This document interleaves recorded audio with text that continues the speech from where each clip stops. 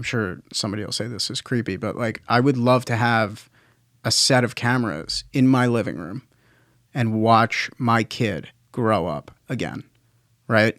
I'd love to sit with him when he's 10, he or she is 10, and place a memory on the coffee table and watch that memory with them. I think that would be killer. It's the same kind of thing as watching a home video of their first steps, but you get to relive the entire environment, everything that was happening.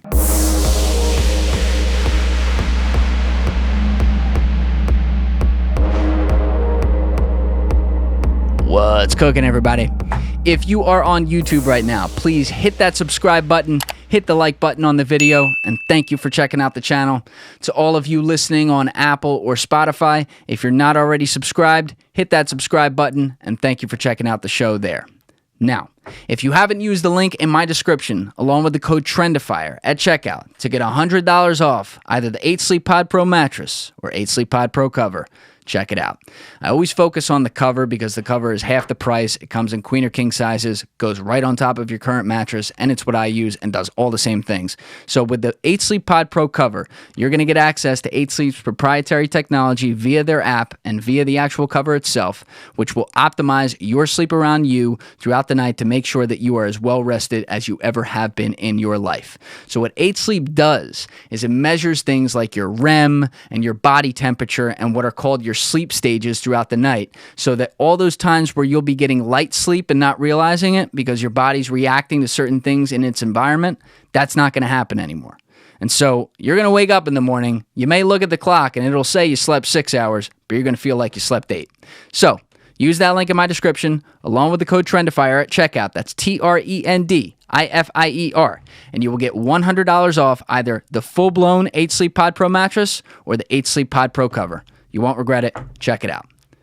Anyway, I did the intro a little bit differently this week, out of order. Usually I start with talking about the episode and then get to the first two things I led with right there, but there's a reason for that. So first of all, I am joined in the bunker today by my very good friend, Mr. Anthony Fenu, and I saved this part for last because this marks a year into this podcast. Today, the episode is coming out on September 15th, 2021, and we started this podcast on September 15th, 2020. So I'm recording this intro a day before, so that's tomorrow.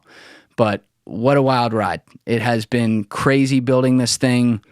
It's obviously hard, like anything else in life. Anything worth doing is hard, but it's so much fun, man. And to see all you guys come in and believe in this show so early on it's one of the most gratifying things in the world. So I'm doing my best to continue to build this out into a better and better show, and to see where everything is compared to starting on zero like it did is a pretty amazing thing. We're nowhere near where we need to be, but the early work has been incredibly rewarding, and I can see that it's getting there. It's on its way. So we're going to keep it rolling, but I'm really grateful that this has gone on like this and continues to progress as it does, and I'm grateful for all of you who have made that possible. So thank you. The reason I brought in Anthony for this episode is because Anthony's first time here was number 30, and I'll be frank, that was before this thing had an audience. I had maybe like 100 listeners an episode back then, and now there's a lot more. So a lot of people, a lot of you probably aren't familiar with him, and his episode was a big turning point episode for me because it was a complicated subject matter with someone I didn't know when he walked in here, and we really were able to bring it to the people in a very digestible way, and I think a pretty entertaining way, which was cool. So it also developed a really good friendship between Anthony and I, and also that extended to his team. I'm very close with Riley and Justin, who were here for numbers 50 and 58, his co-founders. Giovanni, who was here for number 34, who's also, when he came in, wasn't a part of Soar yet, but was introduced to me by Anthony. John Rondi, Johnny Drinks, is another guy I met through Anthony. Chaz Servino has been doing a lot of work like on the side with a bunch of us working on some things around Soar. So it's just very cool to see how this is all kind of tied together back to the podcast. But For those of you that aren't familiar with Anthony, and maybe if you didn't hear numbers 50 and 58, Soar, the company that Anthony is a co-founder with Riley and Baker on, that he is the CEO of, they're a hologram company. They live stream holograms because they own the number one and only of its kind fastest compression algorithm to be able to do that in the world, which sounds crazy because it is. And so this is something like holograms are something we think about in movies that started being talked about as much as 40, 50 years ago, but it's like it's never been here. It's the future, right? Well, now it's kind of here. So the last time Anthony was here, I found out about a lot of it on the show. I went in pretty eyes wide shut. So it was pretty cool to like be like, what? You're doing what? Oh my God, like whatever. What our goal was that time, though, was we were trying to keep it very simple, and we were trying to make it all digestible. This time, I wanted to get really meta. No pun intended, because we talked a lot about the metaverse, but I wanted to get really deep and ask complicated questions that would break my brain. And so a couple times I did, and if you've been curious about that term, the metaverse, and some of the things around that, because it's just this buzzword people are throwing around, it is a very legit term, despite some of the people who are throwing it around like a $2 word. And it is something that we're talking about creating like a new world. And this guy is at the forefront of it, because what he's doing, I don't want to like tie my tongue here because we'll talk about it in this episode, but what he's doing is directly related to building that. And so we got deep into that. We also got deep into his vision. And so the second half of the episode went into a lot of that and asked some hard questions. There's a lot of things that can happen with tech like this that is tough to think about, and I can't imagine being in his shoes, and I asked him about it on here. We also talked a lot for the first time publicly about some of his investors and some of the guys on his team, as far as like, well, they're also investors too, but guys who are like advisors who are some big names.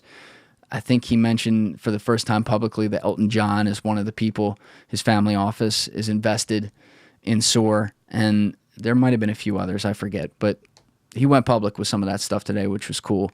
But love this convo. It made all the sense in the world to bring him in for the 1 year, just symbolically. I thought it was really cool, and I like the idea, as I've said in the intros to Baker's episode and Riley's episode, I like the idea of getting these guys along the pathway to greatness and doing these things. You know, a lot can go wrong. There's no guarantees in life. There's no guarantees that they wouldn't screw this up, but I'm betting on these guys because I like them a lot. I've seen them work, and it's a fact that they have the tech that no one else has right now, and it's pretty fucking unbelievable. So thank you to Anthony for coming in. A quick note, we do have, like the first 10, 15 minutes, you'll hear that goddamn lawnmower a little bit. We waited like an hour to start. I swear to God, these guys troll me. But right when he came in here, on cue, at a time they usually don't come, there were like 20 industrial lawnmowers right outside the studio. They were like riding up the street. I've never seen anything like it. So finally, I got sick of it. I'm like, fuck it, we're starting. So we did. But that goes away within like 10, 15 minutes, and it's a little bit in the background. And then there was also a video I was looking for in there that I couldn't find, so we didn't show it. But I don't know if you saw Jeff Bezos when he got back from that space trip and he did that evil laugh. It's terrible, but I couldn't find it. When we get to that part, if you just want to Google that, if you haven't heard it, it's pretty wild. So other than that, I don't think I have any other notes. So I'll just finish by saying thank you once again to all of you for a year, and it's going to be another 100 years after this, hopefully. So we're just getting started. Let's keep this thing rolling. That said, you know what it is. I'm Julian Dorey, and this is TRENDIFIER. Let's go! This is one of the great questions in our culture. Where is the nuance? You're giving opinions and calling them facts. You feel me? Everyone understands this, but few seem to do it. If you don't like the status quo, start asking questions. So I hear that right now, Baker is sitting at home on the front porch right there with a 12-gauge shotgun. And the word on the street is that he is now also doubling as the armed security for what has become a high-crime neighborhood over there. Yeah. Apparently we're in just absolute chaotic times. So what's been going on? You guys have been getting your house hit? It's like the purge. Yeah. No rules. No rules whatsoever since COVID. No, so we had a new neighbor, somewhat high-profile neighbor, I guess. Yeah, or at least locally. We'll keep his name out of it. Yeah. And, not trying to dox anybody. Yeah. Including myself. Not that anybody's, like, out to get me, but I don't think they're out to get him either. It's just, like, somebody that is a public figure of sorts. It attracts some level of... people trying to rob you. Yeah. Robbery, intrigue. I don't know. It could be a combination. Maybe it's like, what's going on? What is he? Who knows? But what happened in the first one? The second one I talked about with you, but the first one was like a week ago or something like that. There's some dudes that rolled up and they were trying to break into your house because they thought it was his. To be honest, I have no idea. We just saw a couple guys in ski masks come running up the driveway. And fucking Riley's in the garage sitting in his car. All the lights are off because, like, when you pull into the garage, it's got that, like, auto light. So the light turns off if there's no movement in, like, I don't know, 2-3 minutes, something like that. So the light goes off. He's still sitting in his car, probably sitting on his phone answering texts or whatever. And fucking couple guys come running up the driveway. Jesus Christ. Blacked out, ski mask. Yeah, chaos. And he saw him. Turns the car on, starts flashing his high beams. They book it the other way, and he fucking pulls out of the driveway, starts chasing them. I'm in the backyard, like near the grill. So if you like lean over, you can kind of see. And I didn't see the guys, but I see him peel the fuck out. And I just texted him like, "Hey, you home?" 'Cause I saw his lights as he like backed in. He cuts the lights off to be like courteous to the neighbors. So like midway through backing into the garage, he'll just like cut the lights. So I see him back in. I say, "Hey, you home?" Kind of caught the light, wasn't too sure. And then I just see him peel out. Doesn't answer the text. And apparently, so what he was saying was those two guys ran to a car that was parked in the street. And, like, we live on a dead end, so they must have went down to the cul-de-sac, turned around, and were sitting, like, ready to book it. And the guy in the driver's seat was also blacked out, ski mask, whatever. So they were, like, they knew how to get out. Because anybody else, like, the street curves. So you would have no idea that you couldn't go out that way. And, like, logically, you should be able to go out that way. They just never connected it. So, I don't know why, but that was just the first one. Yeah, that was the first one. So Riley chases these fucking guys. Well, how long did he chase him for? It sounded like he just chased him out in the neighborhood, but he was going after him? Maybe like 5 minutes or so.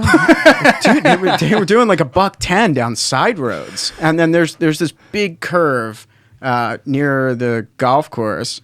And I guess they hit that curve at like over 100. Holy shit. And Riley's pretty ballsy.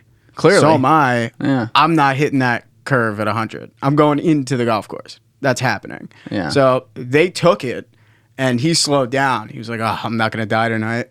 And then, like, I guess by the time he made that curve, not long, they were pulling away a good bit. So these guys are absolute pros. No question about it.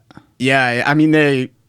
Or dumb luck, I guess. Yeah. But I'm going to say probably the former. So then, that was wild. When that storm was happening a few days ago, Yeah. and then a fucking tornado was happening, which was like, by the way, that was less than a mile away from here, which is crazy because we didn't feel a thing. I was sitting here wondering if my electricity is going to go out. I'm like, oh, what the fuck? You know, and then people are texting me like, bro, are you okay? I'm like, about what? And then I take a look. I'm like, holy shit. Yeah. I mean, it was a full-blown tornado.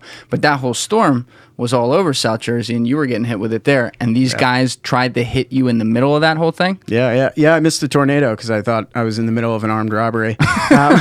But yeah, no, so I don't know what happened, right? But they were... So I must have had something dropped off. Right. And I wasn't expecting anything. So it took me like a day and a half to figure this out. So they dropped something off. It must have fell like off the side of the steps in the front. And I didn't see it. yeah, maybe I shouldn't talk about the security system at the house too much, but let's not give away all the secret codes there. here. Yeah. Anyway, I didn't see where that was, right? So had no idea that something got dropped off. I just see this person run away, and then like must have saw me or something, get scared and booked it, right? So he was trying to hit your house again? With a PA plate. Well, so turns out maybe he was just delivering something. I wasn't expecting anything. And the delivery was not in any of our names. It was in our new neighbor's name. So I'm going to say somewhere they have our address as his address, which is mildly concerning, because if you are trying to find him or picking a good house to rob because there might be valuable items in there, he's a target, which I guess means we're a target now. Yeah, it's not like you guys got nothing in there. No. You know, that's the other thing. Yeah. Someone's going to walk in there and be like, well, shit, we're at the wrong house, but we hit a good one.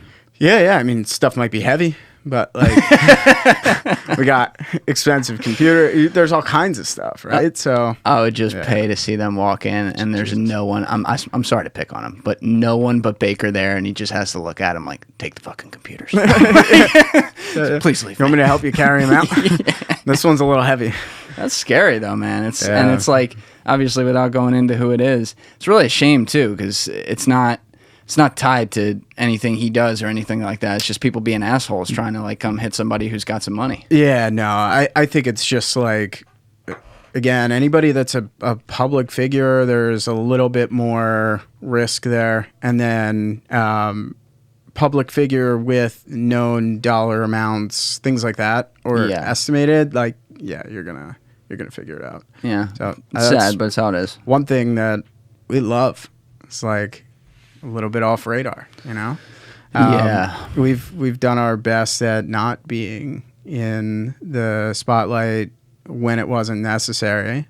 Not for that reason specifically. I mean, there's like a handful of them, but that's one thing that you don't think about. Even like influencers, large influencers are, I would imagine, at increased risk. Oh, sure. Right? Yeah. Then not to mention somebody like Jake Paul, Logan Paul. Yeah, that's why he has like an armory in his house. Yeah. You literally need it. Yeah, there is no privacy in a lot of ways in today's world. I mean, the people whose addresses you can find, it's crazy. You know, I don't even know if you can scrub that from the internet. I'm sure you can. I know some people do, but there's like a lot of different loops you got to go through and hoops you got to go through to do that, because there's so many different sources. There's, you know, at my job, one of my things was I had to know everything about everyone because I was out there trying to get business and things. And so I got very good at using Google. It was kind of weird, but like I could find anything on anybody. And I would be amazed at, like, you just kind of tie this keyword to that keyword. You find this little tidbit here. You tie that back to their name, and boom. I mean, the internet is just this wild place that has all the information there. It's there to be found. So it's scary, but, you know, you guys have managed to stay out of the spotlight and everything, but that's, you know, that's probably coming to an end here. I don't know if it's like the next 6 months, but it's pretty soon. So you might want to figure that out. Yeah, working on it. Starting to get more and more pressure to do things like that, and if not, I mean, there's like clear benefits to being somewhat known. Obviously, like we're pretty well known in the communities that we either sell into, work in, etc. But like that's much different than general public. General public, it's like it's got its benefits, but it also has its downsides. So yeah, and by the way, as a note for people, Anthony and I sat here and waited an hour to start, and you still hear some lawnmowers in the background, like a little bit. It was far enough that I could start. Now that should be ending any minute. These guys would not fucking stop. They were like trolling me. Literally, like every single house got hit with a lawnmower at once. There's like 12 big industrial lawnmowers riding down the street. So I was finally like, all right, let's start. But it's chaos. Yeah, sorry about that. Anyway, but yeah, I mean, last time you were here, it was you were looking at starting to go to market with let's say like some big names and then some bigger companies. I think you were able to talk about a couple of them, but I don't want to say in case I'm misremembering some of that. But I got to tell you, man, I'm sitting there watching the Jake Paul Woodley fight, and I got pissed off. I got really pissed at you because fucking Jake Paul comes out with an LED banner on his trunks, and I can't get him in a hologram form. Yeah. Come on now. Yeah, I know. It's been tricky early on with the fights that we originally wanted to do, and we're talking to those guys about. I think there was so much in flux, even just in that space, right? Like when we talked about the Logan Floyd fight, they went back and forth, and on Logan's side, it was a lot of like, I'm sitting, I'm waiting. This is Floyd's game. He's going to tell me when he's ready to go. When he's ready to go, I have to be ready to go. It might not happen. It might happen. Even if he goes and says publicly, I'm doing this fight, there's a chance he decides not to. Sure. That's just how it works, and it's a little bit crazy. And then from working with that team as well, Logan's. On Floyd's side too, that's just how they work. Everything's dictated by them. They control process. They control everything. So if he's ready to go, they go. When they were ready to go, we were not ready to go that quickly. I don't know if you remember, but both of those were very fast. Oh, yeah. Yeah. And it was like lingering. You knew something was hopefully going to happen. But then 30 to 45 days, flip a switch. Okay, this is the date. This is where we're doing the fight. Let's pull everything together. That's one downside of being at the size we are today. We can't necessarily flip that switch. It's a lot. There's a lot of moving pieces in what you do. And obviously, I'm kidding around with you, but still, like selfishly, I do want to see it because I know you can pull it off. It's just you have to. You went over some of it last time, but the detail you have to actually get it right, which is how you want to do it. You want to make sure people are they're not getting some lagged bullshit experience. They're getting the full thing. The detail is down to the ground, literally. Yeah. Like, okay, it's easier in boxing than say in MMA, but even in boxing, like when they come in and they're hugging tight and everything, you got to be able to capture that whole thing in real time and make sure that, it's not like those old Madden glitches where like an arm's coming out the side or something like that. So I would imagine, and I don't know timelines, but you need to have obviously a full team of people running that full time, and you need to probably have that set up, including full understandings of having the full understanding of both fight camps, but also anyone involved in the production there of what's going to need to happen for this to happen. I mean, that's got to be a 90-day, 120-day full-time process in my head. Am I wrong? Yeah, I mean, obviously, like those timelines are meant to be broken, and I tend to be a little bit on the aggressive side there, which is good and bad. But I think you need. Well, the one thing that we noticed too, right, with limited resources, and I'll not like don't have enough resources. It's more like can't get them fast enough, right? So if you want to scale that team, so when we look at like large scale capture, like boxing, something like that, it's a much more different environment. Capture the same core is there, but you have to do things a little bit differently than like just throwing a music artist in the middle. Oh, sure. Right. Yeah. So the team that's working on that, if you pull them away, we've seen great momentum inside music, entertainment, etc. So you pull them away to do something that is a little bit theoretical on a fight that's a little bit far out, something like that. You're losing valuable time. So the answer to that obviously is add a bunch of hands, build a dedicated team just for that. That's something that we're working on now, but easier said than done. Building the team to where we got it today was difficult. We have a really strong team, and now it needs to be repeatable, like rapidly. Well, that's another important question too, because money is the lifeblood of creating resources, obviously. And so you guys have managed to build the whole, I mean, you built it soup to nuts and built the product and have it ready to go, keeping your core team. So you got, you obviously have a lot of consultants, but on like the full-time side, you have your founding team and then you have a solid team of engineers, but it's not like 100 people right now. No. So to go to the next level of 100 people, which can happen overnight, it's going to be when you decide to do a Series A, which you guys have held off on doing. I don't know if it's like happening now or like something moving forward, but I know that's not something you can actually confirm or deny publicly.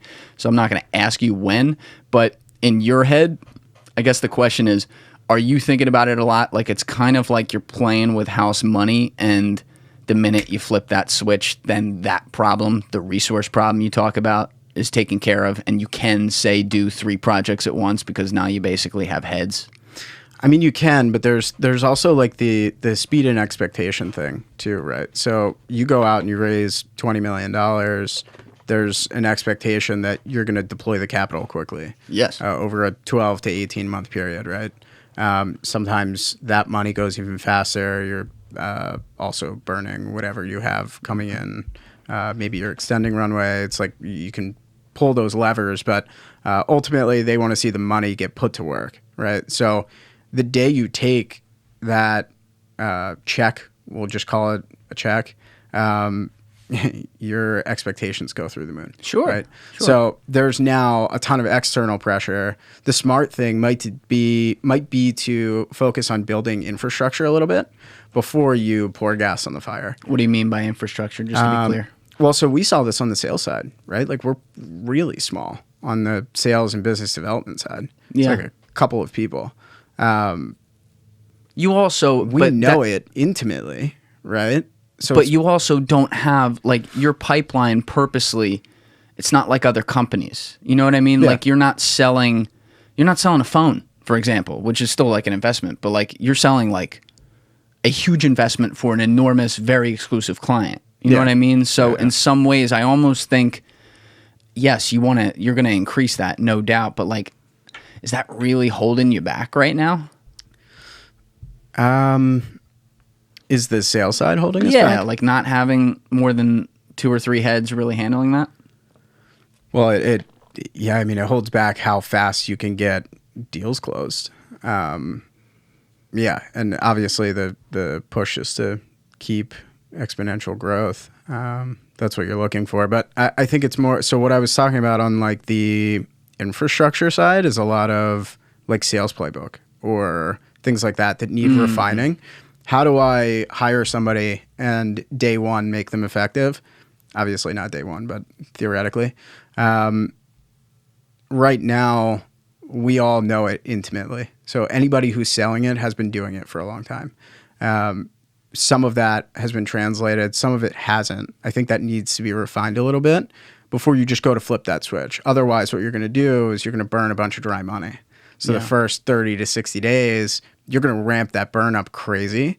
And what's going to happen? You might not have the results. Yeah. I think too often the understanding is like spend $1, make $1, spend 2, make 4, spend, you know what I mean? And like the quicker you spend money, the more you're going to make faster. True if everything is laid out and ready to go. So we did a little bit of that. And then on the other side, to be honest, like because the team is pretty small, we've held off because we haven't needed to do it. And I want to make sure that we're not pulling focus when it is only a handful of people on sales and we're doing really well. So there's a couple of things to balance there, right? Like you want to grow as fast as you can. You want to pour gas on the fire when it's working. You also don't want to pull people away for a long diligence process while you're in the middle of like large customer deployments and all kinds of stuff when the team is really small. The bigger you get, the easier it becomes to not have that be a huge distraction. But so that's part of why we've waited, and we've been super transparent with anybody who reaches out. We've talked to a bunch of firms that we've known for a while. Some who have just reached out to us, love the space, love what we're up to, got connected to us through some of our customers, things like that. And the conversation has been pretty blunt and honest. We're doing really well. We don't necessarily need to do it immediately. We would like to do it. We know we're going to.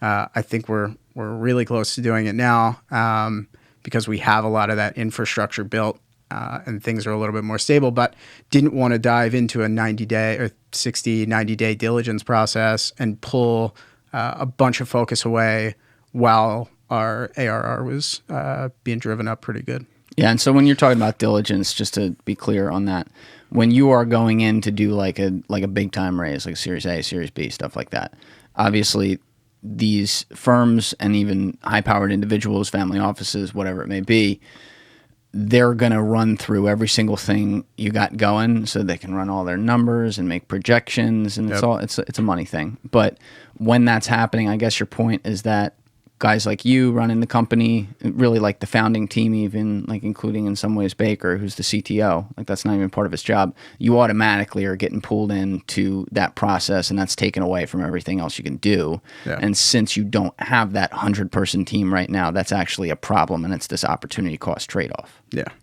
Yeah, and I think so a diligence process can be like kind of anything. Right, like super early stage, you don't have that much. It might just be like your formation docs and like light projections on what you think you're going to do, or how impactful you think you can be, how large the market actually is. You might just be looking for like, is there potential for this to be $1 billion plus, or do $1 billion plus of revenue or whatever, right?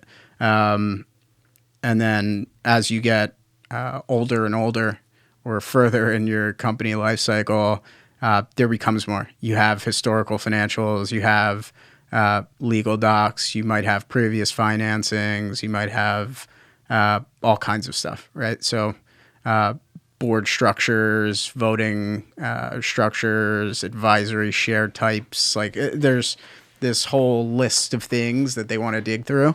And the more complex it gets, the longer it takes, the more questions come up.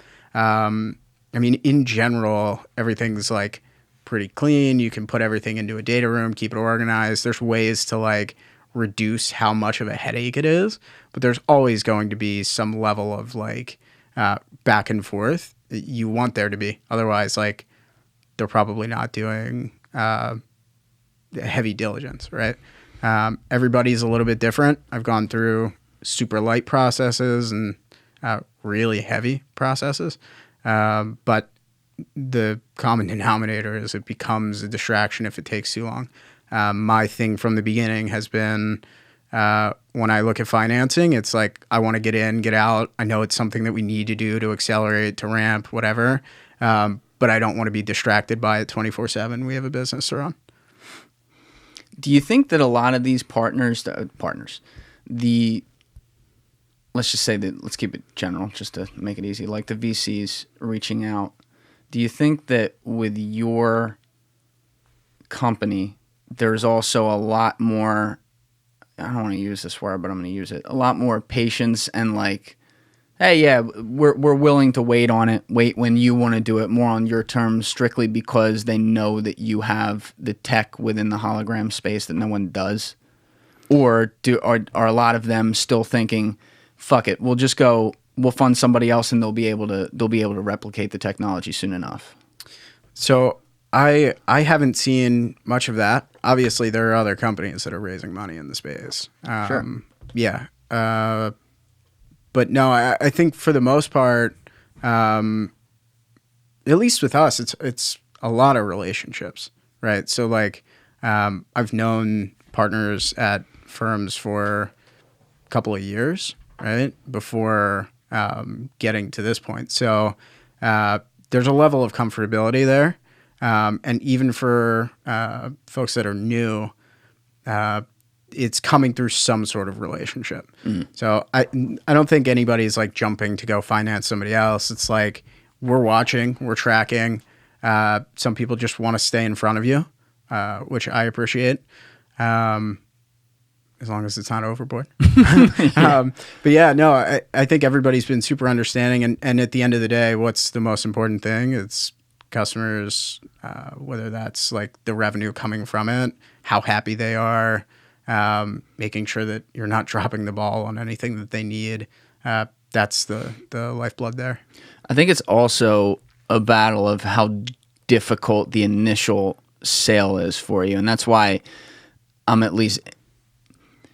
understand, I'll say, why you led with in the start of this conversation, the point of figuring out the balance of adding more bodies to sales. And I still wanted to ask about the resources just because of the low number of clients, but I had a feeling I knew where you were going to go with that, and you did. Because when you say, like, hologram, and for people that are listening right now and aren't familiar with Soar, Anthony's been on this podcast. He was number 30. And then the other two co-founders, Riley, who's the CSO, and Baker, who's the CTO, were on here for number 50, and I believe it was 58 apiece. Yeah. So there's been some talk on that. The other two, we talked less about the company, but you guys obviously create live streamed holograms, which when you say that out loud for the first time, it's simple in the sense that holograms haven't really been a thing, but we've concepted in sci-fi for a long time the idea that you can make someone 3D and have them talk right there. Easy enough. Once you start to then point out to how you are going to get society to understand this right away, like the average person, the average consumer, and bring that into people's lives and just overnight make it a thing that they need, like the iPhone did and stuff like that. Getting to that point is very, very difficult because all these other companies, you know, who you're talking with and even guys who become clients, it's like, okay, we get it, but are we going to understand how to get it to people? Because I talked about this with Riley, I know, at least extensively. I don't know how much you and I talked about it, but right now, because you guys are the software side, you're creating the roadmap for it. We don't have a hardware company yet, or one that's at least prominent, that has created the TV for what you're going to do, whereby, you know, I can buy something right now and them using your software, I can put it in the middle of my table and have it right here. So as of this moment, the common way that people would be interacting with your tech is I would whip out my phone and I would have to look at it through my phone, and it would be like it's right here, but I have to hold up this physical object. So without getting into when we're going to get there on the hardware, we can talk about that later, but getting people, like the consumer, to understand the value of that is difficult. And so you're not just selling, and it's like anything else, to be honest, but you're not just selling, I don't know, Spotify or someone crazy like that, some big company. You're not just selling them on like, hey, look what we can do for you. You're selling them on here's why and how we can get it to your people and make it so that the person can log into Spotify like it's another day, and it's something simple that they just inherently understand. Yep. Yeah, so we were actually just talking about this the other day, but there's kind of two pieces to any sale, for us at least, right? Well, so actually, I'll backtrack a little bit. There's kind of like two big buckets, two overarching buckets that we look at. One of them is people who are already using similar tech or already in the medium, but solutions are super expensive, hard to use, whatever, right? And it's not live. Correct, yeah. Nobody is real time. So that bucket is really straightforward. It's like you're spending $1 million plus on just hardware, $300K plus on software per year. This is $15 to $25K in hardware on the high end. $25K is like overkill. And then $10K a month or $100K on the year for software, for an enterprise company. And it scales down for smaller creators, right? But like if I'm spending $1 million on hardware, going to $15K is killer. Yeah. It's a no-brainer. Same thing on software. If I'm spending $300K plus per year, going to $100K is big, no-brainer. So that bucket's easy. The next bucket is people who aren't using it. And then it's a two-part sell, right? The first part is this is why you should be looking at the space. If you know nothing about it, this is what the tech is. It's volumetric video, it's holograms. This is why it's impactful. We see the world moving to spatial. We think glasses will be the main compute device in the next couple of years, right? Like these are the core reasons or the things that provide this bigger picture for us. This is the key insight that we have that we want to share. Now that you know, we've validated that we're an expert in the space. This is what we're seeing. This is why you should be taking a look at it. The next part is, okay, we've established what the medium is, why it's so impactful, why you should be using this kind of tech. Now, this is why there's really nobody else that you should be looking at. So 2 parts there. The first part, I absolutely love because that's like sharing vision, sharing the insight that I have, things that I'm seeing happen in the world and our team is seeing happen in the world, where we think things are going. The second part, again, once you've gotten down to that point and somebody understands what the tech is, how it's so impactful to them, then it becomes fairly straightforward. It's like one-to-one comparison type of conversation. How much closer do you think we are to adoption, though, now? Like, I mean, the button getting hit and suddenly it's just everywhere, as opposed to last time you were in here at the beginning of the year? On the hardware side? Wait, what do you mean hardware side? Adoption of what? Adoption of the medium? Yeah, the adoption of the actual, of the idea itself. Well, so, I mean, we're much further along. Adoption of the medium is coming along so that the... and by medium, do you mean, are you referring to the hardware or are you referring to holograms themselves? The type of media. So hologram. As a whole, yeah. Volumetric video, hologram, however it's being viewed, manipulable content. Yes. Right. I think there's been a significant amount of movement in that space. A lot more people playing with the tech, a lot more people capturing things. We're starting to learn what we can do with it, where limitations are, especially on like content creation side.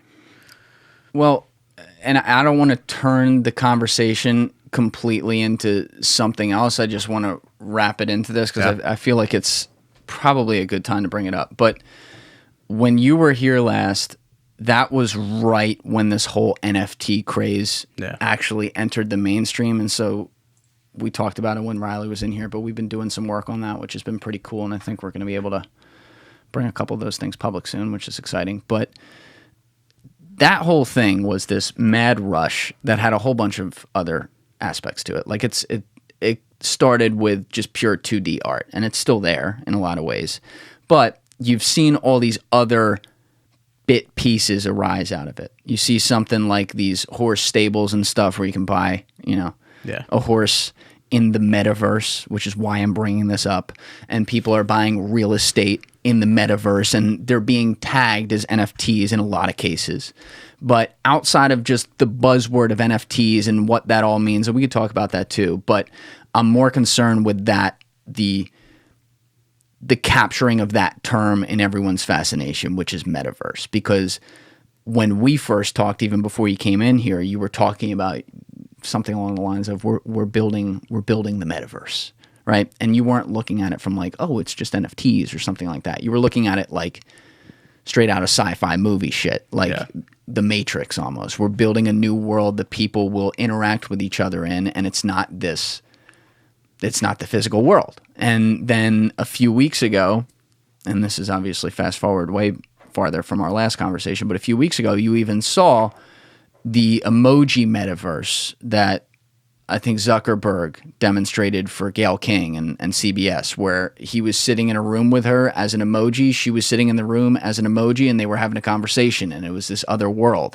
And so people are starting to look at this now, and it's still very confusing because a bunch of people still aren't familiar with the term, number one. Number two, people who are, they don't know what the fuck it is. And number three, people who know what it is are still like, but what's the difference? Like if I'm buying a horse as an NFT, is that a different world from like this world that we're going to create where our content is all there and we're actually going to school and doing things in it and we're not leaving our homes? So I'm kind of throwing it all spaghetti at the wall right now on purpose. Yeah. But for you today, talking about your metaverse as you see it, A, how would you define it for people? And B, what is your exact role in it? And does it have anything to do with NFTs and stuff like that? Yeah, so I think the biggest thing for me is like it acts as a digital layer, a carbon copy, but a digital layer on top of the physical world. And then that digital layer can be altered. You can make it interact between worlds, so to speak, right? So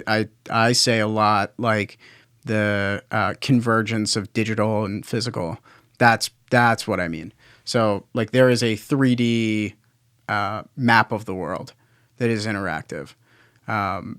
A 3D map then becomes a layer or a world of its own. If I am using like the most bare bones example, quite literally scanning and capturing the world in 3D so that there is now a 3D layer of everything. It kind of evolves from there, right? So it's crazy. Yeah.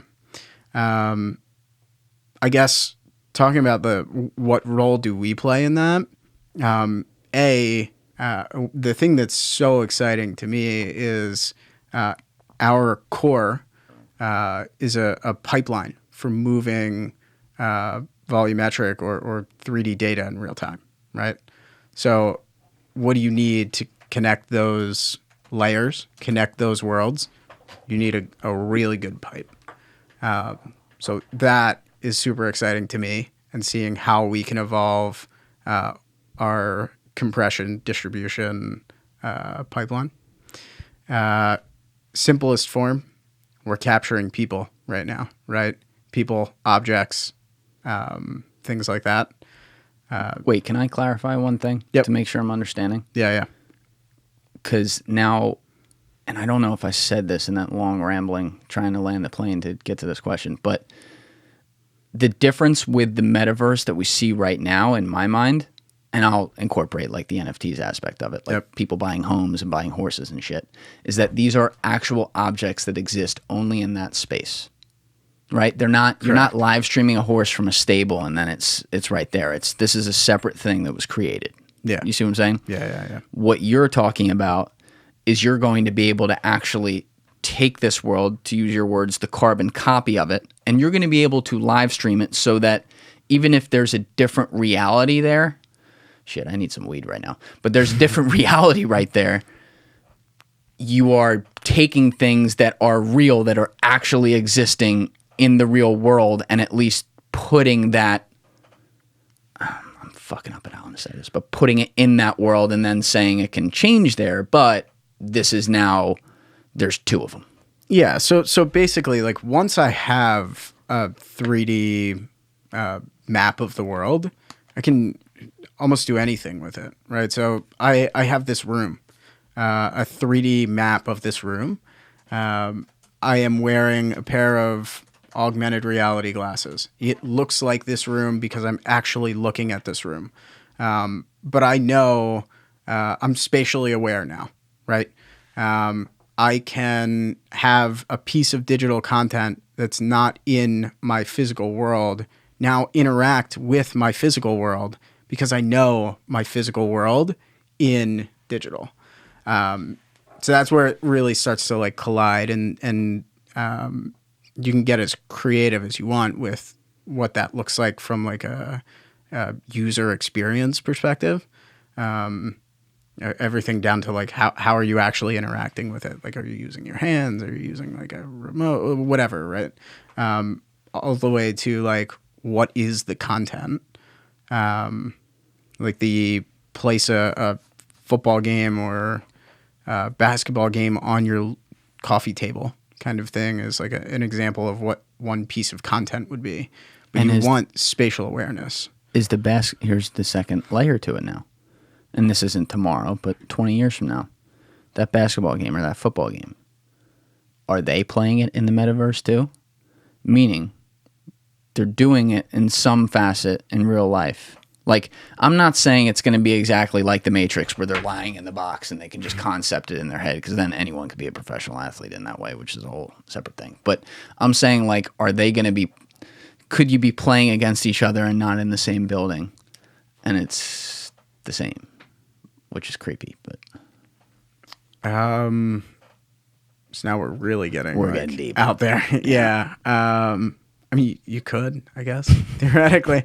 I think there's a little bit deeper than like technology. That seems like a lot of like hard science or deep tech. Haptics, at a minimum, you know, a lot. Quite a few things. Well, I've always said like one of the coolest things, like an evolution of FaceTime where you could use volumetric or holograms would be awesome. But one of the biggest things that you would lose is like personal touch, right? So you've already lost that in like 2D. But wait, you would lose personal touch with that? Yeah. Well, that versus physically being with somebody, right? Oh, yes. Yeah. But I'm saying like from FaceTime, based on your example. Yeah. That's already a loss of physical right there. So now you're making it 3D. That feels at least better than just being on the 2D phone. Yeah, it feels better, but like, let's get it 90% of the way there, you know? Sure. Right? So what could you do? One of the coolest things would be like a shirt with some sort of haptics in them so that I could give you a hug. Like the hologram could give you a hug and you would feel the feedback from the hug. That'd be awesome. And I would love to test that. So if anybody has a haptic shirt, please let me know. Well, outside of the metaverse then, we're just going to go like the conversations with you are naturally complicated, and my job is to also tone it down. Simplify it for everyone. But like we're gonna go all around as like things come up, because I just have questions on everything, and I'd imagine people listening at home are constantly thinking of things when you're saying, I'm like, wait, but does that mean this, then that? So whatever, we'll roll with it. But one of the things that we didn't get to talk about a ton that I wanted to, because we got off into something else, but with Riley, he had brought up haptics, which blew my mind, because I hadn't even thought about that like in the conversation here. And haptics, to be clear, are the ability to also, as you were just pointing out, like feel these things happen. You know, there's like a way that you can incorporate technology so that you can shake hands with a hologram and it feels like you're shaking a real hand.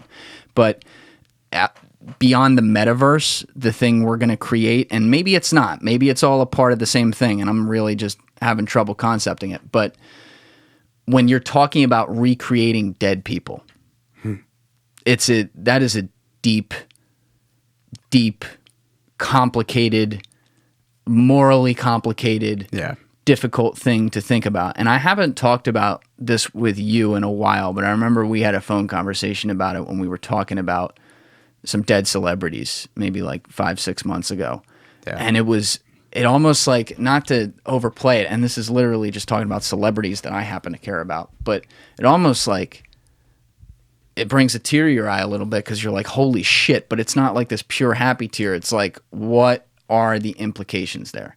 Yeah. So without talking about I know there's one that you've been going back and forth with to do this, so I won't use that example, but I'll use an example that I know that also came up last time in another context, but like Tupac. Yep. You know, because he's been dead now for 25 years, allegedly. But, you know, like bringing him back, you would essentially, you have the tech even right now to not only recreate him, but recreate a reality of him. So if you added in haptics, now you're feeling like if you go to hug Tupac, you're hugging Tupac. Yep. But also you're bringing something back to life. So then to bring it even more personal and take it away from just like a celebrity that people cared about, you know, that whole concept of parents lose their kid to cancer or something, and a father can have a 3D full representation created of he and his son when he was 6 years old having a catch right in front of him in life size, down to the fucking freckle on him. I mean, that's a beautiful memory to be able to have and like almost touch and feel, but it creates like a false reality too. And as a human, being in touch with our humanity and the fact that there's a life and there's a death, and you know, that's just what it is, and you cross over and that's over. It's almost dangerously fucking with that line. Yeah, it is. So where I draw that line, I think there's like two ways to look at it. Capturing memories that actually happen in a new way. We've been capturing memories for years, right? We've captured black and white video, black and white picture. What makes it feel a little bit more scary is that it's immersive. It's a little bit more real, right? Mm-hmm. I don't think that goes beyond the line. That doesn't go beyond my line, I guess. Like, I would love to have, I'm sure somebody will say this is creepy, but like, I would love to have a set of cameras in my living room and watch my kid grow up again, right? I'd love to sit with him when he's 10, he or she is 10, and place a memory on the coffee table and watch that memory with them. I think that would be killer. It's the same kind of thing as watching a home video of their first steps, but you get to relive the entire environment, everything that was happening. The dog walking around on the other side of the room who turned his head and said, "Oh, is that baby moving?" Right? The dog talked. Yeah. Wow. The awkward little head turn, right? Like, you now have the entire environment. And it'd be awesome to just like place that on the coffee table and rewatch it. That naturally goes towards death. You look at like happy moments and you look at sad moments for the things that we want to keep memories of. I think where it gets dangerous, and where my line is when you're taking or recreating and then using things like AI to make it feel like I can still interact with this person. Imagine this. Imagine this for a second. So imagine that your wife died, and she died young. You're a 45-year-old guy, and God forbid she died of cancer. And your technology was then able to recreate a memory of her that also allows it to interact with the husband, such that he's hugging her before he goes to bed at night. You see some of these people who lose someone tragically at a young age and they can't get rid of their clothes, and they hug their clothes and stuff like that, and eventually it becomes a problem, and their friends and their family have to like help them move on because time moves and you have to keep going.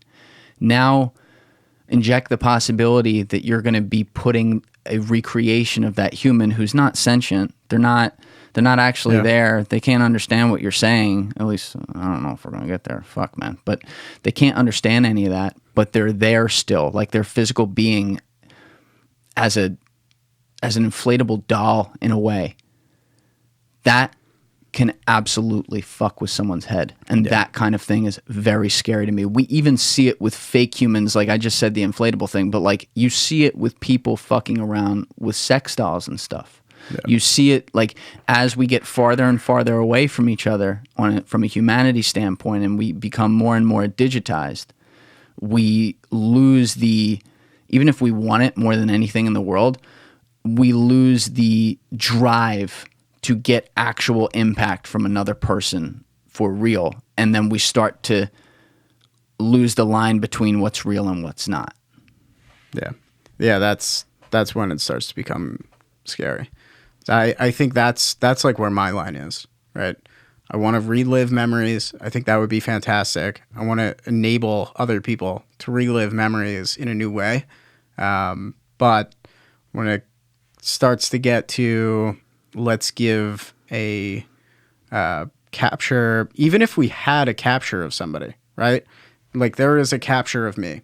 So if I were to pass away and somebody were to take my capture and make me live on, so to speak, in a way that people could still interact with me, I think we're starting to hit some lines.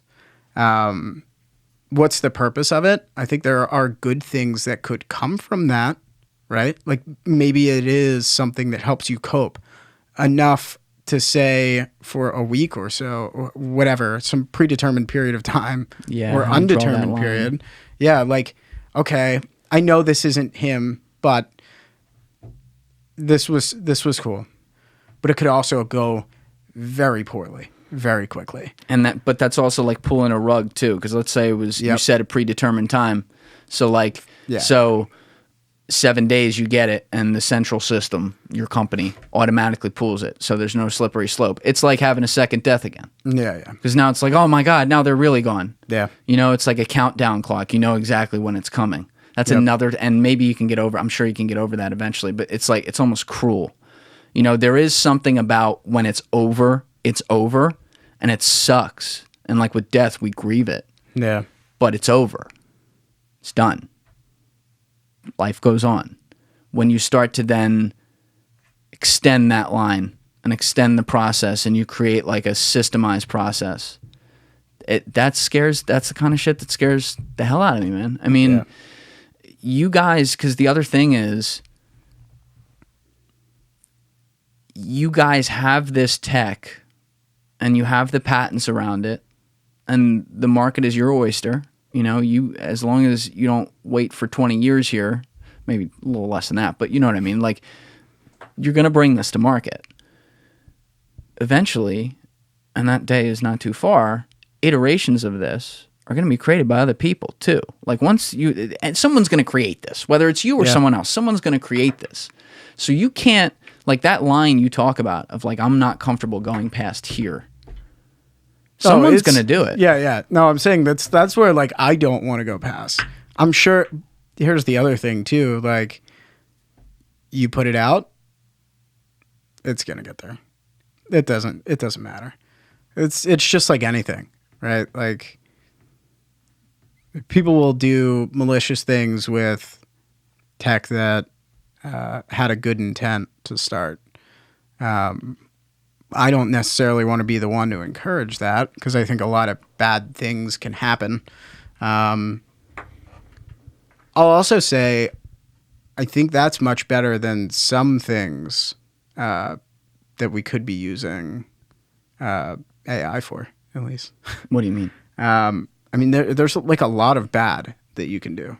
Oh, yeah. Yeah. So, like, in the scheme of things, if we're picking and choosing, okay, might not be great, but I'd rather somebody do that than something else. Oh, you're saying, I'll put an exact example on it to make sure I understand. You're saying you'd rather have the problem of recreating a dead person with haptic hologram technology than recreating a person as an AI where it's like, can you even unplug them? You know what I mean?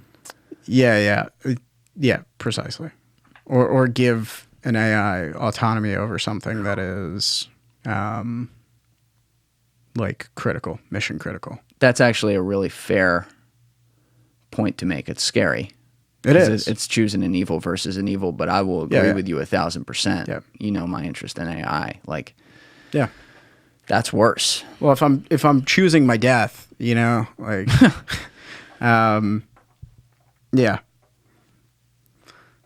It's heavy, man. It's just, it is. It's. I don't know how you deal with this every day. Like what could be? I mean, it's hard. Yeah. I mean,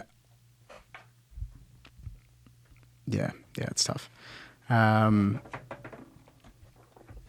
Even look at the social media companies. Yeah. Look at for now, social media in quotes, but like just look at, I always use this example, but look at Twitter. Yeah. The concept, and I believe them, the concept of that was they were trying to create a group text that you could share with the world. It wasn't supposed to be more than that. They didn't know that like that environment was going to create, I mean, maybe they could have guessed some of this, but you can't. Hindsight's 20/20. They didn't know that environment was going to create this world where people could say whatever they wanted to anyone else, including like evil shit. Yeah. You know, that drives us more and more apart, and also creates think. Like, it literally creates thought and how people view the world, whether, you know, it can start with politics, but it can go all the way down to what's real and what's not, and what other people are like versus what they're not. Like, Twitter didn't know that when they were creating it. Now that we have the modern examples of companies like Twitter, companies like Apple with the iPhone, companies like Google with search and what that then allows them to learn about a human being. Now that we at least have those, guys like you who are creating new things, even if you can't chart all of exactly what could go wrong, I don't have that expectation, you at least can chart it like a little bit. You can at least chart the possibilities and realize that, like, oh, we're not going to be any different than that. Yeah. You know, it's going to be something different, but it's going to be the same idea. Like, this is going to turn into something that we don't know, or at the very least can't control. Yeah. Well, so here's another question right now with what we'll call building the metaverse, right? Mm-hmm. Who will control the metaverse? Who controls the most components? I guess you could look at it. Because the company that everybody is quite frightened with in the space right now, Facebook, is working on quite a few pieces of the metaverse, you know? So they own the end user device, the pair of glasses, if they did. The social, I mean, that's like... What do you mean the social? A no-brainer. Facebook as it is today, evolving to be 3D. It's like spaces. It's it could be like your main method of communication. It could be anything. All right, can we bookmark this for 1 second to take a sidebar on that exact thing? Yep. All right, so, and if we're coming back, you were talking about how Facebook is building the metaverse and the reasons why. So I don't want to lose that. But on the Facebook thing, because I know you're a huge UI UX guy. I love that shit. Like, you're very into that. Don't say love UI UX and Facebook in the same sentence. Exactly. Yeah. So we all know that Zuckerberg, along with the Winklevoss twins, sorry, Mark, they created the Blue F, and they created what we know. And obviously Zuckerberg took it through the finish line and all that, and was responsible for creating what started as a very innovative, beautiful platform. He then turned it into a trash dump. Yep. I mean, I don't even go on Facebook. I don't even post there anymore. Yeah. It's a waste of my time. Like, it's a trash dump. Yep. Instagram, which he did buy early on, Instagram allowed Systrom and Krieger, who started it, to stay there and run it. And I'm sure there was a lot of infighting behind the scenes, but those guys ran the company until August or September 2018. And while I'm sure there were some things that came onto the app that they maybe weren't crazy about, they allowed that vision to build. And you had a beautiful, what I would describe at one point as a perfect app. It was simple. It was white. You knew that you were getting either a picture or a video inside of 60 seconds in your feed. It was going to take up anywhere from 1080 to 1350 of your feed out of the 1920 on the screen. It required you to double tap to get a heart for a like, which is pretty self-explanatory. And there's a place that said comment. And even for a while, there wasn't even the hamburger menu on your profile of the 3 lines that you see on a lot of different websites and stuff like that. They didn't even have that. Everything was right in front of you, and you could scroll through the feed and know exactly what you were getting. The stories, when they integrated that, which was a little controversial, I mean, I hate Instagram stories, what they become, but the idea was great because it was simple. It was at the top. You saw someone's profile picture, it lit up or it didn't, and you clicked it or you don't, right? Everything was right in front of you. Now, you go through that feed. I mean, probably one of the funnier tidbits was when you were trying to post from our last podcast onto Instagram. And like, you go on Instagram, like, you're not using it, but you running a hologram company, couldn't even and I don't blame you, couldn't even figure out how to post an IGTV without help, which should tell you something. Now you go through it. I don't know how much you've been paying attention to your feed recently. I can't even go through it. I barely am on that app at this point. But Instagram? Oh my God, dude. Like, my test is when I go like this with my finger, and take a swipe and let the screen move like relatively slowly, how quickly does my eye capture exactly what's right in front of me? Now, I don't even know what's there, man. I mean, there's text everywhere. There's bold. There's sponsored this. There's the feed is not in order. They have completely fucked up the app.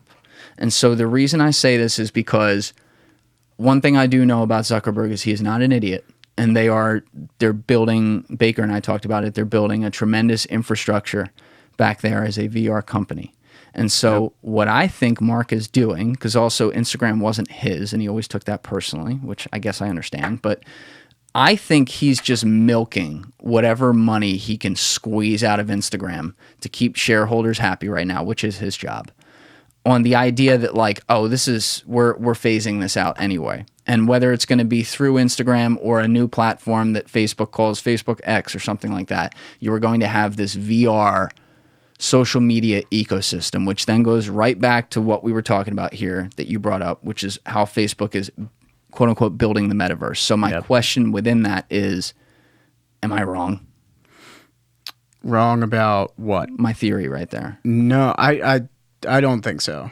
I mean, I still see Instagram being a strong platform for a while. There's no competition for it. Yeah. And to be fair, Instagram is much less cumbersome than Facebook. The Facebook app is ungodly. It's difficult when you start to jam pack things into an app like that. I mean, it's been a very long time. They're constantly shipping things. Some of them work, some of them don't. There's a lot of like deep functionality. Messages, right? Like Messenger had to be broken out. It's also easier to break it out. There was a point, I don't know if there still is, because again, don't use it that much. Are there still a series of apps? So you have like the main Facebook app, right? Then you have Messenger. Are there a bunch of other ones? Those are the two I know of, but I'm also definitely, I'm not paying attention to what Facebook's doing. I mean, I have it up behind you just so that like while we're talking about this live, like the second you come to the page, look at and people can't see this right now, but a lot of you have used Facebook. Maybe you're not on it as much now, but if you go to your Facebook page right now personally and look at the same thing we're looking at, look at the complexity of just the shape and the different size text and the fact that you have two sides. You still have fucking banner ads over there. You have your Messenger built in. It is confusing. You don't even know like what's on your mind, Julian. What does that even? You know what I mean? Like it's just everything it's clunky. What's the TV icon? Which one? This? No, to the left. That? Yeah. I have no idea. I guess that means that these are video only. So what is this even? So like, here's one. Yeah, I don't know. It's putting random shit in there. It says follow this. So I obviously don't follow this. So I guess this is based on data of some, you know what? I watched a video I don't think on Facebook. I think it was on Instagram in my feed the other night of like someone shearing a sheep. So here's a sheep shearing video. So I guess that's what it's from. But like, that's the point. They're overdoing this targeting so much that I mean, it's been a long time that it's been this way, but the concept of the app has been lost. Well, so the targeting doesn't bug me nearly as much as like just how much stuff is jammed into this. Like, go to your settings or the drop down. What would be the hamburger on the app? Is that it? Did I even just I don't even know, but look at all that. Yeah. That's unbelievable. Now hold on. Let's go to Instagram for a second. Okay. And so people do the same thing on your Instagram because you're going to be looking at the same thing. By the way, I don't think I've done this I don't think I've used either of these on web, anything in like 5 years at least. Yeah, it's fair. It's roughly the same. I rarely use them on my phone. Well, Instagram I do, but roughly the same thing. Like it's getting across the same ideas. But we go to Instagram. It actually usually for Instagram, I won't say this about Facebook, looks a little better on my computer. I think because you're forced to scroll a little slower, but still what starts happening is, first of all, I see posts from people that I've never interacted with. You know, I still get posts from people I interact with, but like I definitely miss some. I definitely miss a lot now because I'm using it less. But it starts to get to, I'm guessing it's less on the computer than on phone, but you see like all these little things like original audio. Then there's a meme that's on the account. They build a meme into it. But then there's more going on down here too, like with the text. There's what happens on the phone is you'll get these sponsored and it's very small and it's not bold, whereas the other things are bold, and you start to lose like where your feed is versus like what they're just throwing at you. You know what I mean? Yeah. It's not self-explanatory. Whereas when I started on Instagram, I was on Instagram for a while before I was, like personally, I was doing marketing for people on here. And I remember just scrolling the feed and realizing like how instantaneously I could spot like, oh, that's a post from so-and-so. Yeah. And like that, chances are that was in the last 3 hours based on where I am in my scroll. And now that's gone. Yeah, it's messy. I hate the like if you need a hamburger icon with that many options, you got to start taking a look at stuff. That's deep. Easier said than done for like Facebook. I'm sure that's not an easy task. And I kind of wish I knew somebody in UI UX at Facebook now because I have loads of questions. But gonna go through them out. Yeah, it's messy. You know what's funny? One of the best like UI UX interactions that I've ever found. This is really weird, but Teledoc. There's like a Teledoc. Oh app. Yeah, yep. Yeah. So if you go onto the Teledoc app, that's like that's the remote doctor appointment. Yes. Thing. Yeah. So one of the coolest designs that I've seen. The interactions are fantastic. And then in the bottom right corner, once you like go through, fill out your information, the animations are kind of cool, whatever. When you get to like an actual appointment, there's a little circle in the bottom right corner that you can move around. I think it spawns in the bottom right. When you tap it, so it's your face. It's just showing you a little preview of like basically FaceTime. When you tap the little circle, these like options roll around the outside of it. I absolutely love the interaction. Very strange.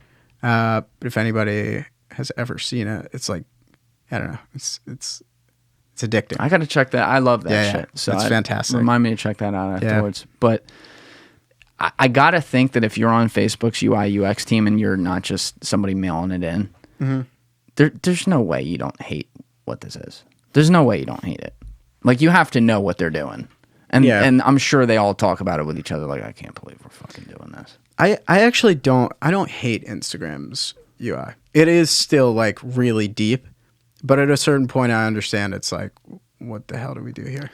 I think I'm comparing it, in fairness. Yeah. It was perfect, and so now it's got so much clutter that I hate it. Yeah. It's not, it's going in the Facebook direction. I think he is ruining it, but it's not, I will even admit, it's certainly not there. Like, it's not at Facebook's level. Well, so ask, like, what's the fundamental reason behind some of the changes that you hate?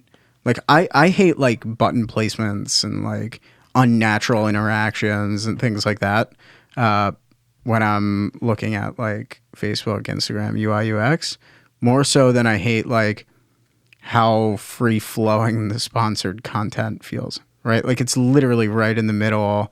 You might not even be able to identify it right away. Exactly.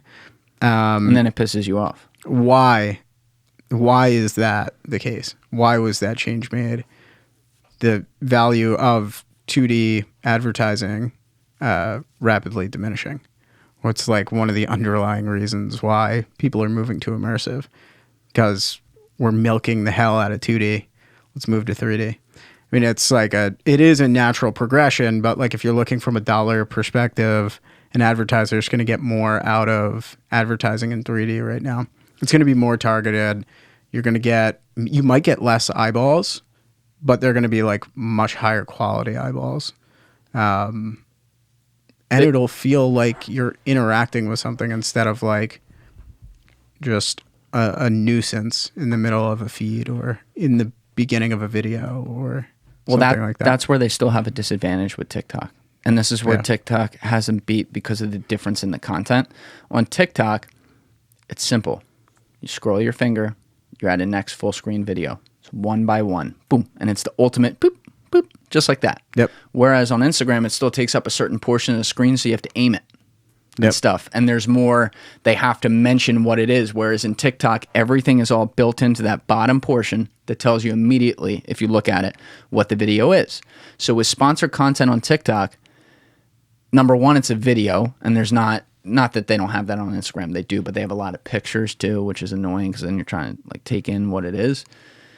But number two, it'll say, you can immediately tell it's sponsored content on TikTok. And number three, it's the easiest way to get off. Boop. Just like that. One scroll. Whereas on Instagram, you're like, wait, where'd my feed start again? Wait, did we get past where the real content is and now it's all sponsored? I got to go down here. Like, this is 5 seconds of time, but it's 5 seconds of decision points in someone's head. Yep. That you add into their already decision point heavy day. And so like from a user experience perspective, that adds up and pissing you off. Yeah. Whereas you then remember, oh, when I was on TikTok, I got pissed off less. You don't say that to yourself, but you realize like, man, why do I stay on TikTok so long? Because it's easy. Yeah. It's easy. Boop. Yeah. They nailed that interaction. And I get a lot of people hate it because it's like super addicting. Yeah. And like, I guess there could be some like moral questions. I don't know. But I absolutely love it from like a design perspective. I think it's killer. I can also find myself losing 20 minutes on TikTok. Oh, though. yeah. Yeah. End of the night. Yeah. See, I have to study content on there, like, Yeah. because it's a part of what I do, and so I do. But I'm much more. I do it at specific times. I will do it like late at night when I know less work is happening. Yep. Because I'm prepared. Like, I'm kind of doing work when I'm doing it because I'm constantly saving things and seeing what works and studying some stuff. So it's not totally innocuous. I don't know if innocuous is the word, but it's not totally useless. But still, you kill 40 minutes where you thought you killed 10. Yep. And it's more than on other platforms because there's just way more to choose from, and they throw you the content that you're most likely to interact with, and it's live. It's a video. There's an element of personality to it that you can't get on other platforms. But yeah, I mean, there's the question there. They've got shit from that from day one, like how addictive they make it and everything, and that's the nature of it. It's all about capturing people's attention, and they do. Well, so TikTok for me is like, I'll go on there every once in a while and check out some of the funny memes and stuff. But And Trendify. Yeah, correct. And then Johnny Drink. and Joe Rogan and Johnny Drinks. Yep. Yeah. So Rogan's not on there though. you can find like little clips, and now that I've looked at them a bunch, it's the only thing I'll see. So I'll get a bunch of like cool podcast clips. I'll get like funny memes of dogs and things, and then same thing with Reddit. Although Reddit has become like, I now have found myself in small communities on Reddit, which is dangerous but cool. I didn't know there were that big like tech. Well, obviously there's huge tech community on Reddit, but like specifically our space, it's pretty deep. So that's super cool. I can just sift through and learn what people are like. Damn, I really wish I could do this.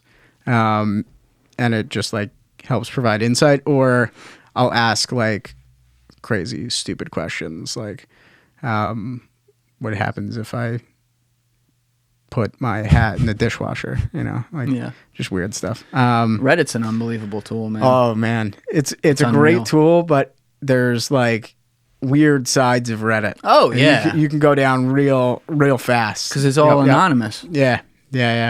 I absolutely love it though. Like personalities come out. Oh yeah, It's crazy. it is the ultimate, like it's the upside and downside to the greatest extent in both examples. Yep. Of the internet. And the funny thing about Reddit that's ironic here is like Reddit's UI is purposely like a 1990s web tool. It's purposely horrific. Like the entire everything about it is bad except maybe the upvote and downvote. I think that looks okay. But like it's clunkily put together in every way, but it's like an irony. It's purposely like that. So I kind of appreciate it. And it's also all anonymous. It's not like you don't really look at a lot of people's Reddit profile unless you're in a direct conversation with them and you're like, who is this person? Which you then can't figure out. So it's like, okay. But if you want to get random shit answered on the internet, that's where you go. Yeah. Or dude, find things, right? Like somebody told me about it a couple of years ago, r/hardware swap. It's literally, it's just people trading, buying, selling computer hardware. And like during COVID, it was damn near impossible to get your hands on certain pieces of hardware. GPUs are still hard to get. I mean, they're becoming a little bit more available, but scalpers jack the prices up by 5x, 3x, depends. But like a $1,000 GPU that you can't buy for under $2K, like that sucks at scale. Or even just like individually. Right? Like if I'm trying to build a computer and I just want to build like a gaming PC, like that sucks. If I wasn't planning on spending $6,000, I was only planning on spending $2,000, right? So anyway, that community was awesome.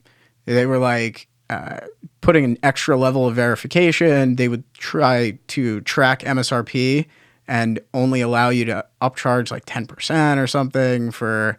Keeps you honest. Yeah. And the community was like just killer. So I ended up buying a whole bunch of stuff through Hardware Swap. The final 10% of this studio, of the decisions to buy everything in here and also set it up the way I did. Reddit. It was 90% research and iterating and on all like going psycho mode. And the last 10%, like even down to, as an example, figuring out learning the EQ process and the compression process on the audio and things like that. Once I had learned it, I then went to Reddit with the most ridiculous, like down to the final detail questions. Like I would try to come up with something like, no one's going to be able to answer this. And someone does. Yep. And then they nail it. Yeah. And then like, if you're not sure, you can go get it on another forum. And if the answers line up, you're like, oh, this is probably pretty good. Shit, yeah. And then it was. It's an amazing tool. But I do want to make sure I get you back to the Facebook Metaverse, the original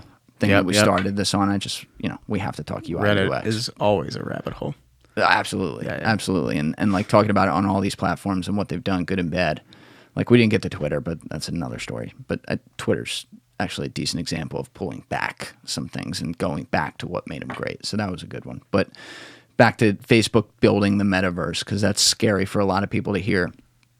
You were saying, before I got you off topic, that they are taking social, the idea is they want to take social into the 3D world. And so they want to, maybe they'll use actual Facebook.com and Instagram, the apps, whatever, to do that. Maybe they won't. But right now, they're building the infrastructure behind the scenes. And yet, even as we say that, they don't have your ability. No. So, well, nobody does. I know. It's wild. Yeah. Very cool. So it's something that becomes like a key piece for someone to do, right? So whether it's Snap, Facebook, there's one of our advisors called it the XR arms race. I think it makes a lot of sense. Yeah. There's like a series of things that need to happen for that vision, the greater vision of the metaverse to become possible or usable at scale, things like that. You need the world to be captured in 3D. You need, which the AR cloud, Niantic has acquired a couple of companies that were building the AR cloud. I have a few friends that one of them sold his company to Niantic. The AR cloud is that's the 3D map of the world? Yeah, like building a map of the world in 3D. Okay. So that's like people call, if people refer to like the AR cloud, that's kind of what they're referring to. Got it. Yeah. So that's one piece, right? Then you need, how do we rapidly create 3D content? Creating 3D content is like a mundane process, right? Like you have to 3D model something, create texture, apply texture, whatever, right? And if you want it to move, you have to animate it, rig it, animate it. It's a process. But you guys do that in real time. So we don't do any of that. We're actually capturing it, right? So that's the difference. If you start with something that's computer generated, you have to generate all of it. Oh, okay. Yeah. All right. I didn't understand that. So you were talking about actually creating it rather than taking something that's real, which is what you do. Yeah. So the higher level is in this metaverse, what do we need? We need 3D content. We want that 3D content to be lifelike or realistic. So we have two options. We can either create it, we can computer generate it, and we're getting pretty lifelike with things, right? But mundane process, expensive, time consuming, et cetera, et cetera. If we could capture it, capture the world, capture objects, capture people, whether it's real time or not, we need to do it rapidly. So even if I just need like references, I need to do a lot of them. What do you mean references? A table. I need a table, right? I'm either going to model this table. It's going to either be entirely computer generated or I can capture it. Which is, you do the latter. Yeah, correct. You don't do any of the former. Correct. And for people, it's the same kind of thing. But to make a person look lifelike, computer generated is extremely difficult. Yeah, think about the process. The Uncanny Valley. Think about like Pixar. Yeah. And what they have to do. And that's not a real person. And they purposely make it not look real. Yes. Because you get into the Uncanny Valley. Yeah. Wait. The Uncanny Valley? Uncanny Valley. I think What's so. that? I believe we talked about this last time. But the Uncanny Valley is... It all blends together. I know.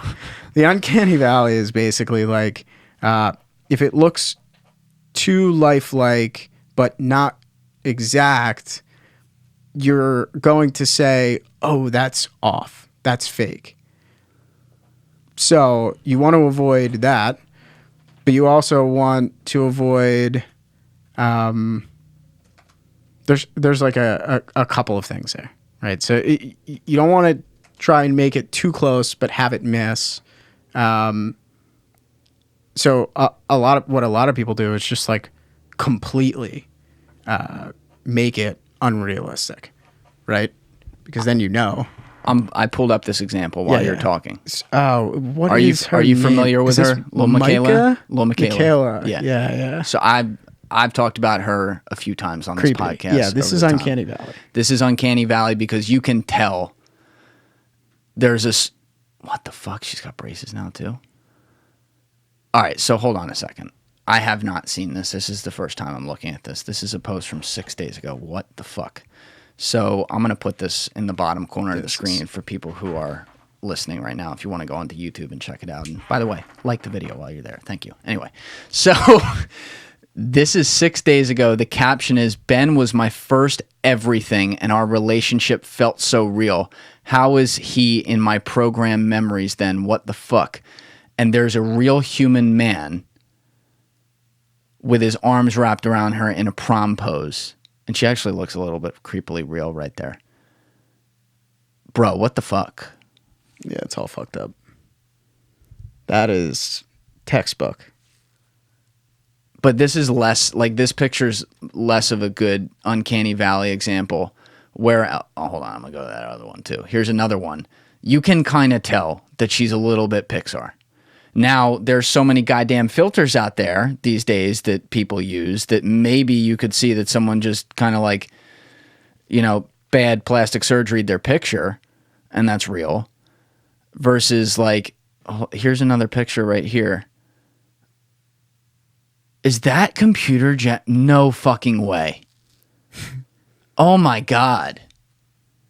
All right, I'm putting this one. They're all in the corner, so you can be watching right now. I actually think this is easier. That's computer. So this is a picture of her. The caption says, still pick stuff up with my feet, still work well with others. Guess I'm a soccer girl for life. So for the record, Lil Miquela was created like 3 years ago or something. And she was created as a 16-year-old girl or something. This is a picture of quote unquote Lil Miquela as a 5-year-old at her soccer game in like an early 2000s type shot, and it looks fucking real. Yeah. So, like I said, I actually think this is easier to do than the last one that is super creepy, not real, but almost believable. So like this, the last one, I'll pull that up again, Uncanny Valley. This one. That looks real. So you wouldn't call that Uncanny No. Valley. You're out of the Uncanny Valley, but it's also a photo. So it's all, Uncanny Valley, and yeah, we're talking photos right now, but Uncanny Valley is very subjective. Hypothetically. It is kind of, yeah. So it's not like a... But you know whether you're in it or not. Because you either think it's real or you know it's not real, but it's pretty close and it's like, oh, this is creepy. It's like, you can use like a creepy meter. That's how you can figure it out. So like... You want me to go back to that? It's okay. She creeps me out. I'll go back. Lil Miquela. Sorry, I took it down, people. Okay. Where do you want me to go? Oh, nowhere. Yeah, so like that one looks pretty fucking real. See, it looks real, but you look at her and you say like there's something off here. Like it doesn't. The eyes. That's what it is. So the first one doesn't have her eyes open, right?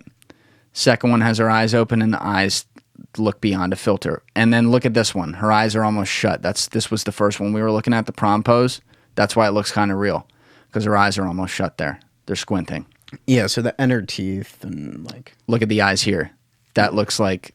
I mean, I look at this and I think video game. Right. Immediately. Exactly. See that? Yeah. It's the eyes. Yeah. Yeah, so a lot of people, to avoid the Uncanny Valley, they just make it like blatantly not real. Because if it's blatantly not real, you're not going to have this like, ooh, this is kind of creepy feeling. But you can get that, ooh, this is kind of creepy feeling if it's like 90-something% there, right? So, yeah, I want you to stay on topic with what you were getting at. Yeah. That was just a good example. Yeah, so like you can either capture it and it's actually going to be real unless you like augment it in some way. Kind of like you would augment a picture that is a capture of something that's real with Photoshop and make it not real.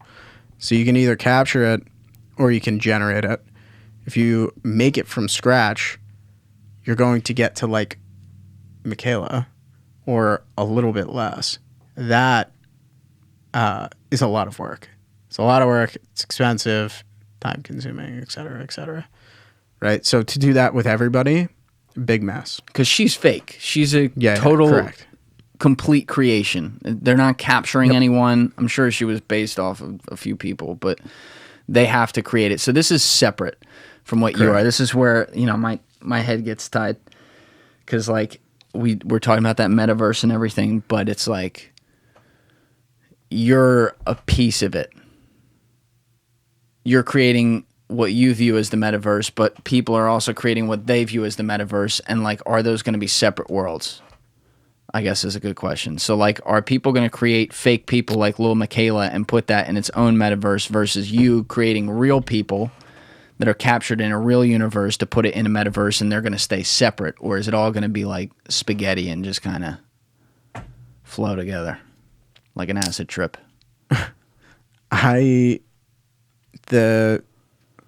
So like basically, is there going to be one standard? Yes.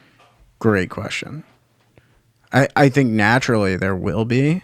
It will shake out, but there might be multiple spaces within it. I don't know how that shakes out on a large scale. I mean, I could get into like my opinions on how people should approach it. I think it's not necessarily black and white. I think a lot of it comes to like, how are the pieces being pulled together? But what types of things are being done in this metaverse, like that kind of stuff. Does adoption work the same way though? And that's a really broad question. So to give you an exact example, Facebook was Facebook because they captured the market. You can't have social media if there's nothing social going on, if there aren't other users coming in. So like someone might have created a perfect looking platform, but 2 people were using it. No one cares. It's a centralized base. So with the metaverse, when you say Facebook is controlling the new one, is that because they are betting that they're going to get the most users to come in, so that's going to become the standard? So think of the metaverse like the cloud today, right? Like we bucket it as the cloud. It is not just the cloud, right? Like it's not one platform. Okay. The cloud is like a layer, or how can I easily compare this? So Amazon AWS is one of the biggest, maybe the biggest. I'd be surprised if they weren't cloud providers, right? They don't control the cloud. There are many ways to create a cloud environment. You can use AWS. You can use Google Cloud. You can Apple. use Linode. There's like 1,000 things. Dropbox, right? So the metaverse, I don't think is going to be this like one space, like Oculus. What is slipping? There's like an Oculus marketplace kind of thing. That's the VR headset. Yeah, like if you put an Oculus Go on, you go to like this central location, and then you can enter into a bunch of apps and do all kinds of things. I don't think there's going to be like just one of those, and everybody's going to work with it. I think it's going to be like a set of standards, but who gets the most adoption? Who creates most of those components will effectively control what the metaverse shapes out to be.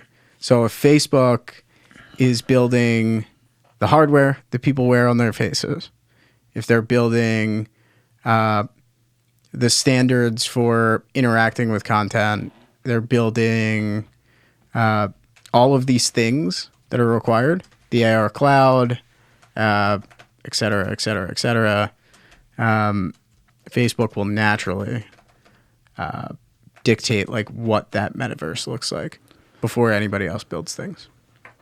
But people are going to be free to build metaverses.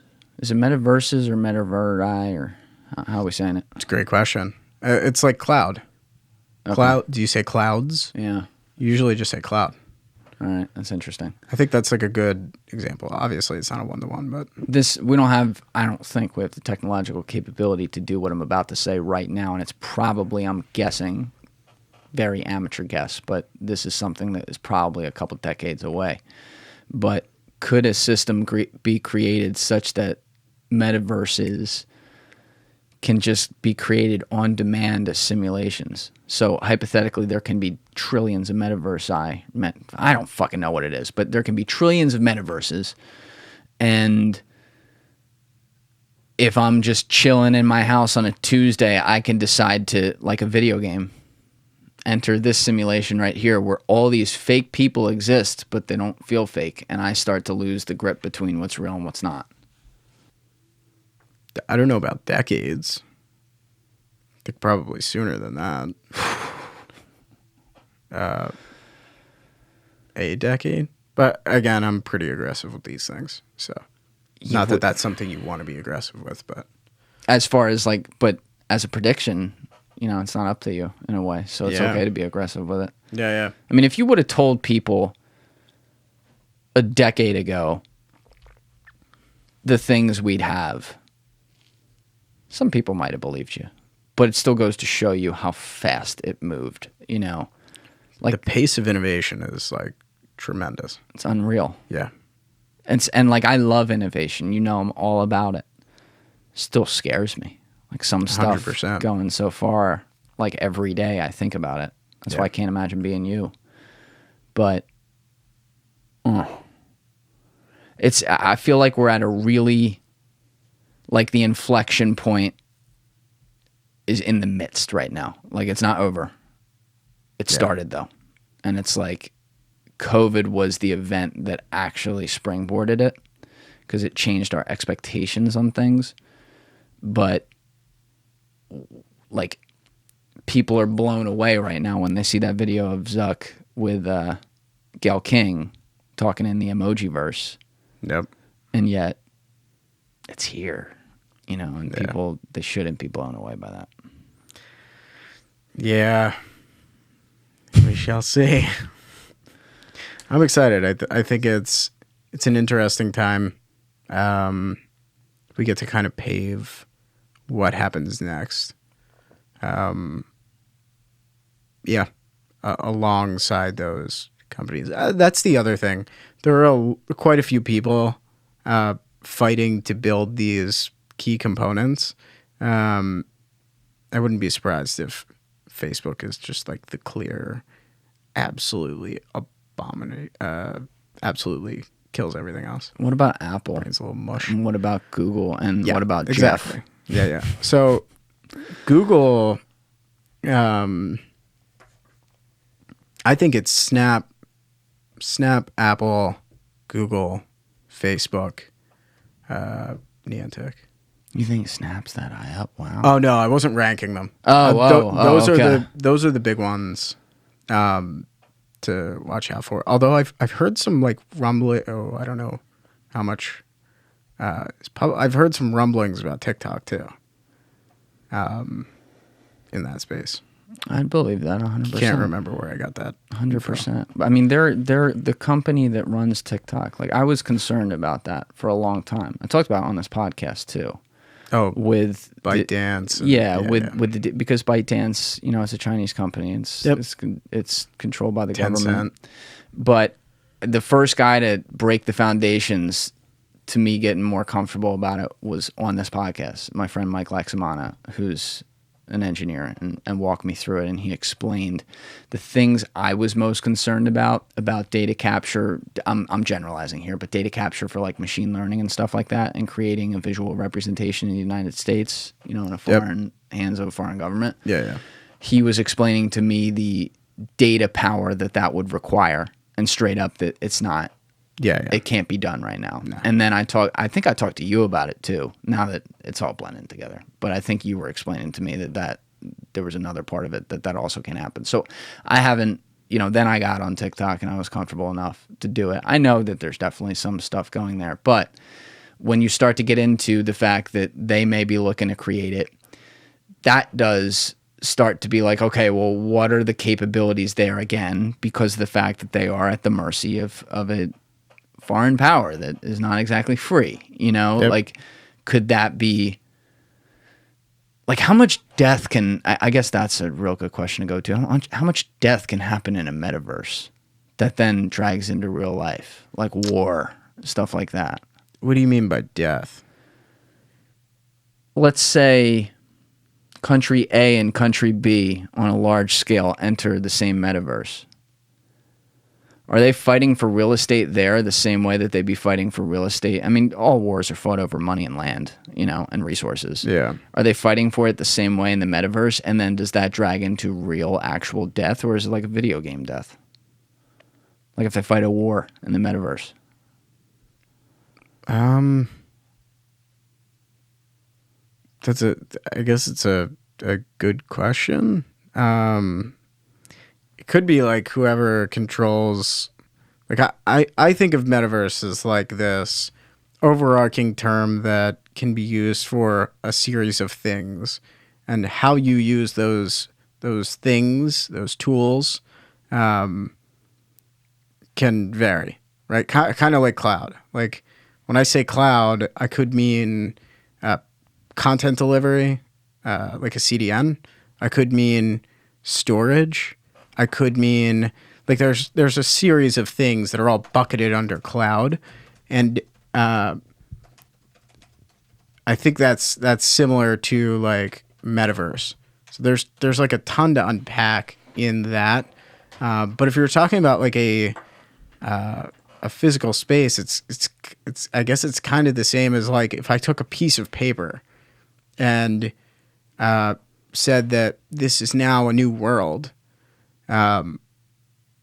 am I gonna, like fight you over a square on the piece that's of the other paper? thing. That's finite. Yeah. That paper's 8.5 by 11, say. Yeah. You can either take 2 inches of it or 3 inches of it, but when you do it, that's 2 or 3 inches of it that are gone. Like, you have it. It can't be replicated. Whereas, here's another question, great for the metaverse. If it's not a physical place and it's a simulated place, it effectively has no limits. Like, they always joke about God's not making any more land, so buy it, right? Because the earth is finite. The metaverse, hypothetically, you can just keep adding to. No? Correct, but that would impact things like price. Yes. Willingness to go to war over it. That's another question. So, like, am I going to go to war with you if I know we can just make more land, So here's a good example. Down at the Jersey Shore, I know that this exists, like, at least in Ocean City, and I think it exists in the other ones. I'd have to check it out. But my grandparents have lived down there forever, and they live on the beach. And in the contract of their home, there is something along the lines of their land extends to 10 feet past wherever the tide is at all times. So they own the land, hypothetically, 10 feet into the ocean at all times. Now, the beach itself is a public property that the state reserves the right to allow people to go to. They don't control that. But when it comes to selling their land and the ownership deed on it, they own that deep into the ocean because if the earth moved, and it does, and the tide changes and enough space gets between that a builder wanted to come in and got permission from the state to build a neighborhood behind them, well, that means that they're no longer a beachfront home, so the value of their home goes down. So to protect the value, they have the ownership into the tide.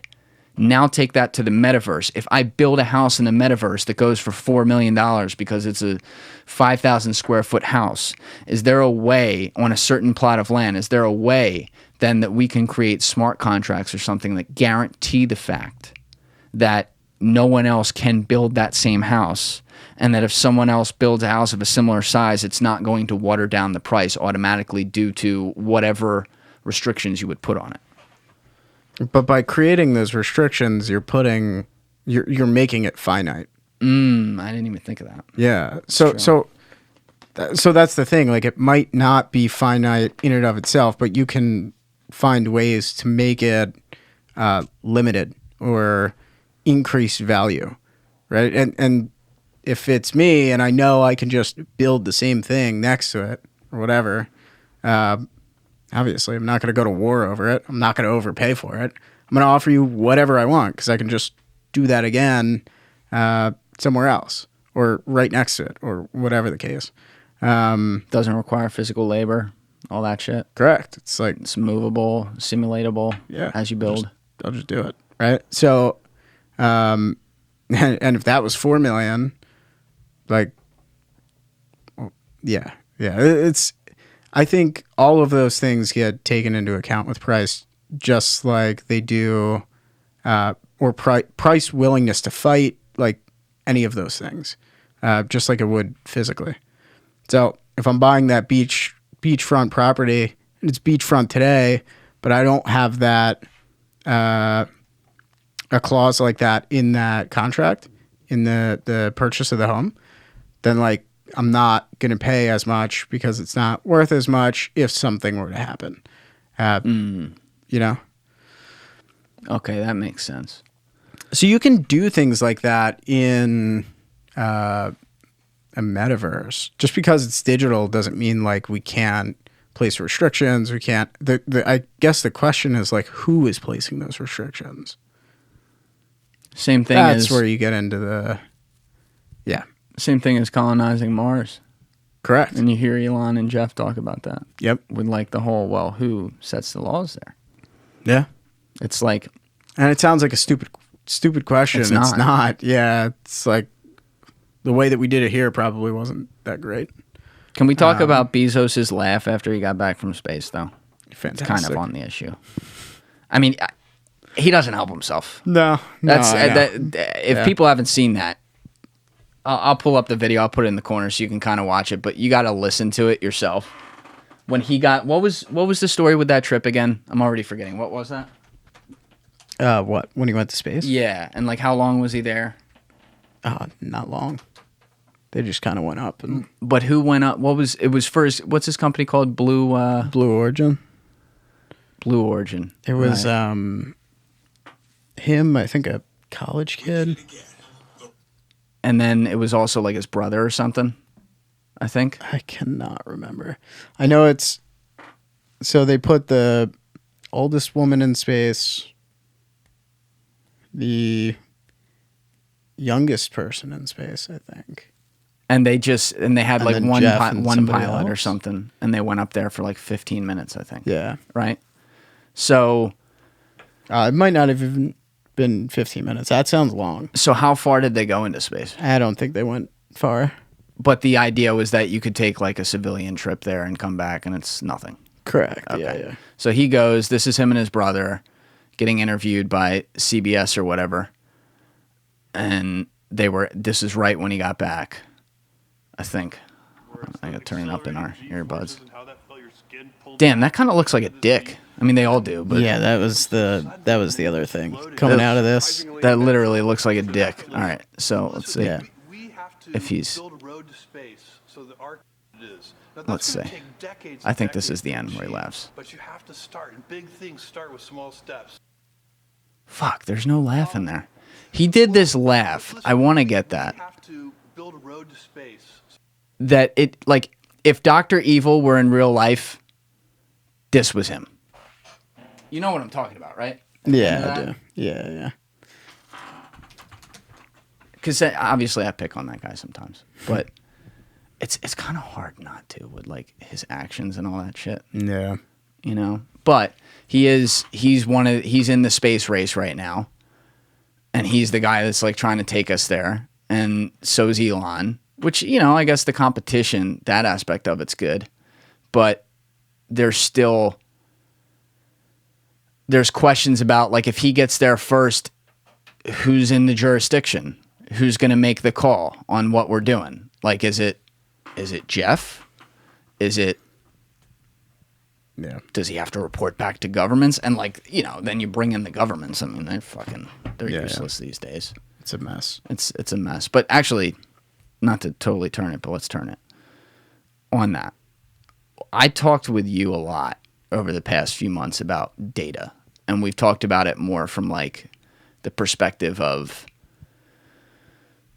the requirements that you need to be able to do capture on people and whatever. And that's one thing, and that's like your focus because it's your product. But like looking at this from a broader perspective, we have this whole argument going on in society with people fighting over the goddamn vaccine and everything, which I'm very sick of. But one of the things that I separate from the vaccine, I think it's a part of the issue, but it's not about the actual getting the vaccine or not, is the whole passport thing they're doing and all that. And so I am not familiar. All right, so they're like New York and San Francisco, for example, require you to show proof of vaccination now to go places. Got it. And they're talking about implementing that across society. Now, previously, if you go to school, like you put your kid in schools and stuff like that, you have to say whether or not it's like a common question. It's always been accepted, except by the crazy pre-COVID anti-vaxxers, where it's like you have to say whether they got tetanus and all that. And I've never had a problem with that, and I'm not gonna. But this one, the idea that you will have to show it to go places, I don't really, on the surface, it's an inconvenience. I don't care that much, but I know the slippery slope of it. That's where I started to go, well, what else are they then going to make you do? And now, I mean, have you seen what they're doing in Australia? No, and I feel like I probably should. Oh, Australia is insane, dude. Really? They are locking people in their houses. They had like 9 COVID deaths over the summer with the new variants. And so in the city of Sydney, for example, they made people stay in their homes under military lock and guard. So the military was fucking watching from the sky in helicopters to see if people were coming out. And again, it's an unarmed society, so no one can really do anything because the guys with the guns are the government. And now in South Australia, I believe it is, we'll check it after, but they are testing out in South Australia a new app that the government runs that people can get checked in on randomly maybe every 15 minutes, to have to take a picture of themselves to prove where they are. And if they don't respond to it, the government can send the police to go find their whereabouts. You know, it's funny. So that sounds a little extreme compared to a friend of mine went to London. A couple of friends went to London over the past few months. Also, by the way, I think they just shut the border Again? I'm pretty sure U.S. citizens cannot travel for leisure to Europe right now. Okay. Could be wrong, but I thought I saw that We'll check it out somewhere the other day. Anyway, had a couple of friends that went to London. When you land, you have those mandatory quarantine 2-week period things, right? Government housing kind of condo apartment situation.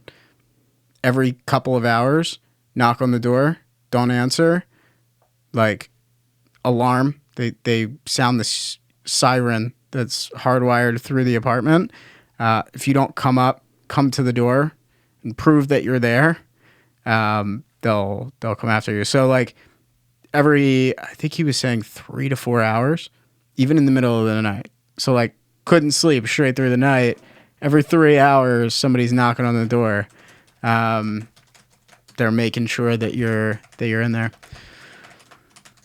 And I think that might not have been a full 2 weeks. That might have been a week. I don't care if it's a couple days. But that's extreme. If people can't see the precedent of these things. Yeah. And it's like police at the door, knocking on the door. You have like a couple minutes to respond or whatever, and then they're like coming in. The power that you are willingly giving the government to do that is not even remotely close to worth the trade-off. And it's not to say, hey, we all just got to go out there and everyone's got to die. That's not what it is. It is a danger. But here's the other thing. There's a lot of misinformation on the actual vaccine itself about its efficacy and what's working. And it's driving more of that anti-vax argument and stuff. Yes, would I like to see a vaccine work in the sense that you never know you have the thing it's supposed to protect against if it comes into contact with your body? Sure. Is this vaccine working less technically in that department? I guess so. The data shows that. That said, in my opinion, if you look at the data, the vaccine is working because the people who are getting it, especially people who are high risk, who are vaccinated and then contract the new variants, by and large, they're doing well. It's the people who are unvaccinated who are filling the emergency rooms and leading to deaths right now. And I don't mean to be mean here, but it's going to come across how it comes across. I do believe you should have a choice what you put in your body. But I am not willing to change my life for you when you have access to this and have made a decision not to do it. That's on you. Yeah. And now we have governments telling people that because other people aren't complying, they're dragging it on to everyone else, including the rest of us who are vaccinated. And that I'm not okay with because they are now using this as a way to gain power over people, including people who take the correct steps that are at their fingertips to take, and therefore then have their lives completely upended because other people won't do it. That's a problem. Yeah. Yeah, no, I agree. I think just like anything, it's a balance. Yeah,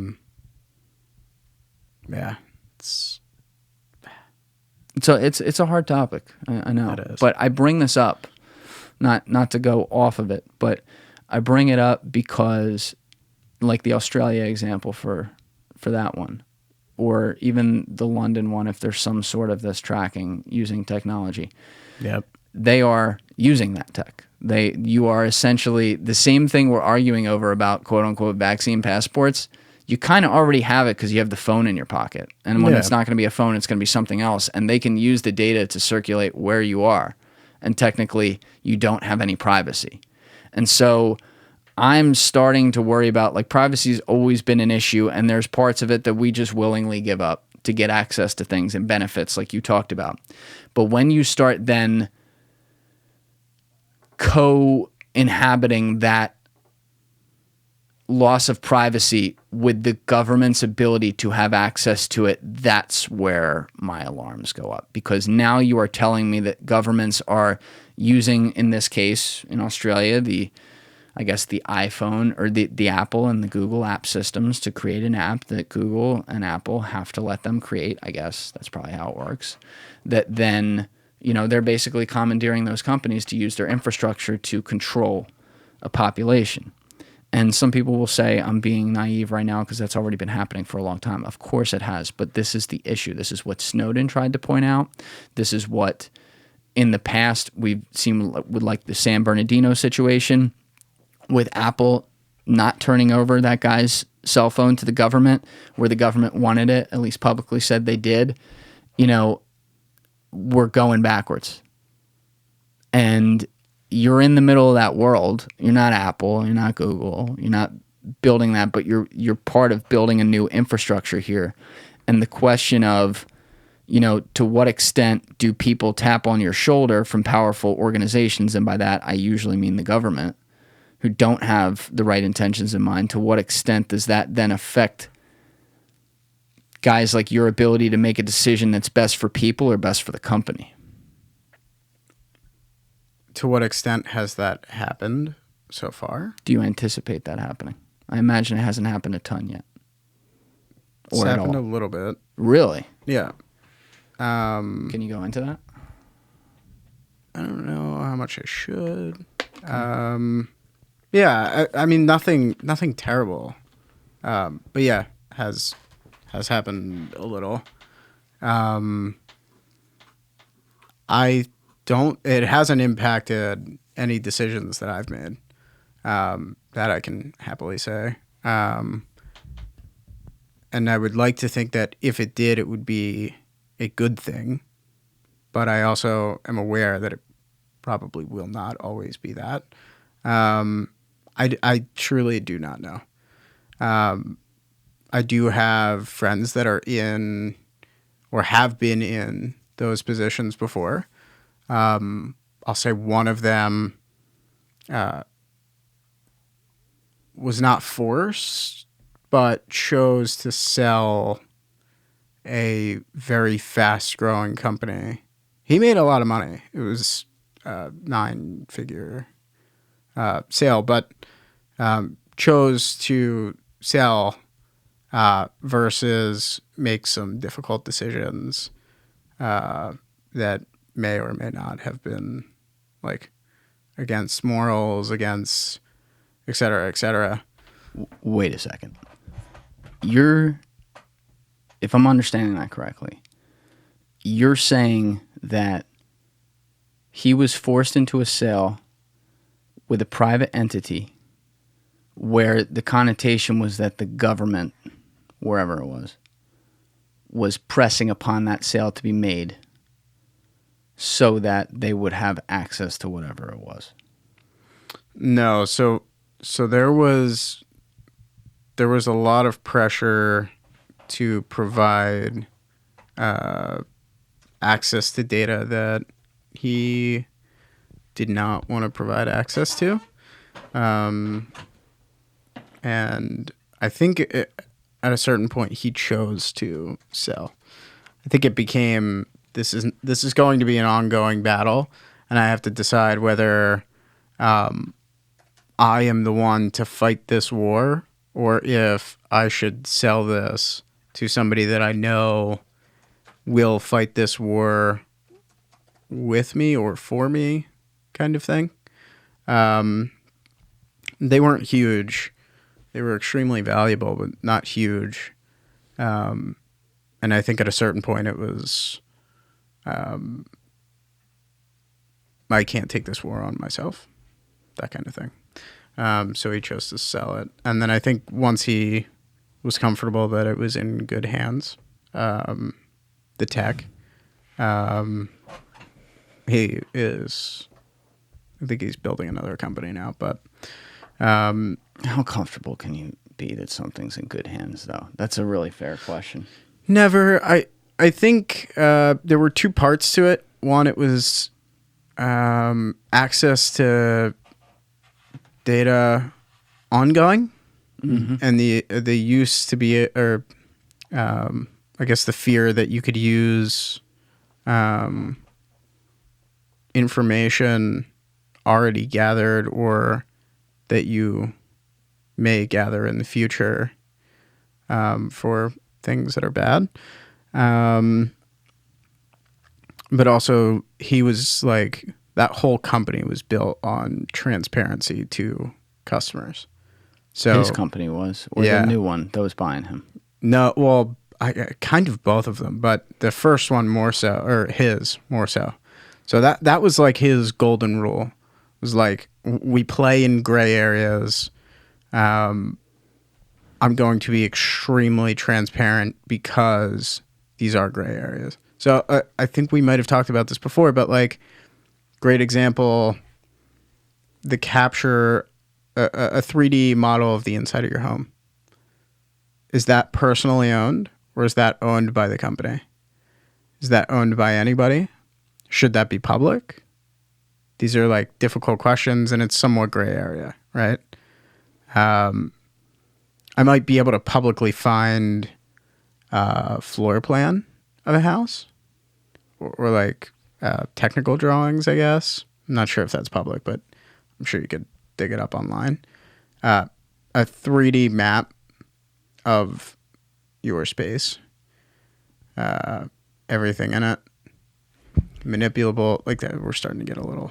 No, I like this. You This know? is good. I think it. The main thing you have to remember is that this all breaks down into eras. So Internet 1.0 was introducing the internet, and the gray area of that introduction was what happens when we all have the ability to actually connect in a community that isn't in the real world, and that can instantaneously bring a bunch of different countries around the world together. Internet 2.0 was the social revolution. So the gray area there was what happens to our personalities and the way we think when we create massive opportunities for groupthink in an entirely new world. Internet 3.0 is the reality gray area. And the question that we have there is that what happens when we start to bring things together that aren't real and tell people that they are? What effect does that have on human beings? This is a wild thing to consider. And my thought is that you will see people continue, just as they have in the first two, to just go with the flow. And you will even see that with companies like your buddies right there, which is a part of the quote-unquote business capitalism system of it, and going with the flow of the fact that you're going to have offers and everyone has a number. You know, and there comes a point where it's like, well, you know what? I think I will go build the next thing. I'll cash out on this one. I think it's in good hands, and I'll move on. The problem is, you think it's in good hands. Maybe it is. Maybe it isn't. But you let it out of your hands. It's someone else's now. And so the tool that's used there, and someone's going to use something for bad, as we already talked about. Yeah. But like the tools that you use there, like, he can say all day, and I'm not ripping this guy. I understand exactly where he's coming from. And like, if I were talking with him, I'd say it just like this. It's not. Well, so it came from a point of like, I know I can't win this battle. And that's I wasn't even going to say that, but that's another point. Because if he's sitting there going, I know no matter what, if I take a moral stand, it's not going to matter in 6 months. Correct. Or I can do this. And then they have a fighting chance. I may not. Now that's fair. And so in that case, he made the right decision. Yeah. But the honesty or question of the honesty around, I'm always going to be transparent with this company, I believe him in intent.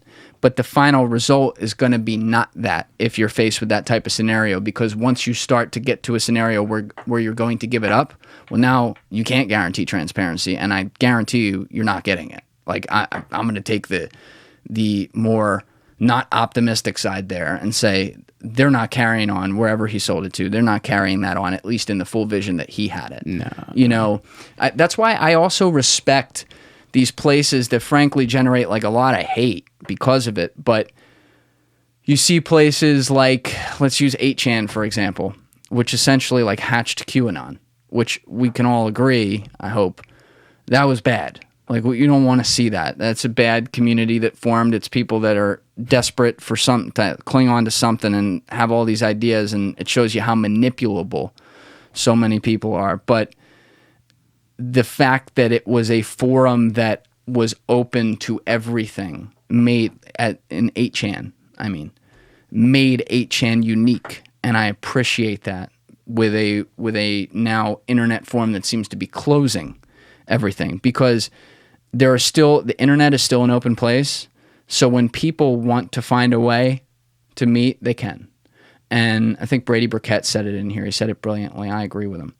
He's like, if they're going to do it, I want them doing it where I can see them. Yeah.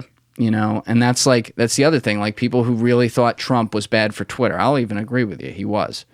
But like, don't you want him where you can see him? Don't you want him where it's like, what he's doing? I don't know what he's doing right now. It might not be bad. It might be fine. Like, he's probably done. Hopefully that is the case. But like, you don't see it. You don't know what's going on. So what did you really accomplish with that? And it comes back to censorship. Obviously, that's what I'm talking about here. But we have this world that has the ultimate transparency and is even talking about ridiculous transparency, like some of the things you have to think about, with a world that's also closing down transparency and telling you can't do it in certain instances. And it's the same, like, that's a conundrum we have that's opposites. And another conundrum is decentralization becoming more centralized.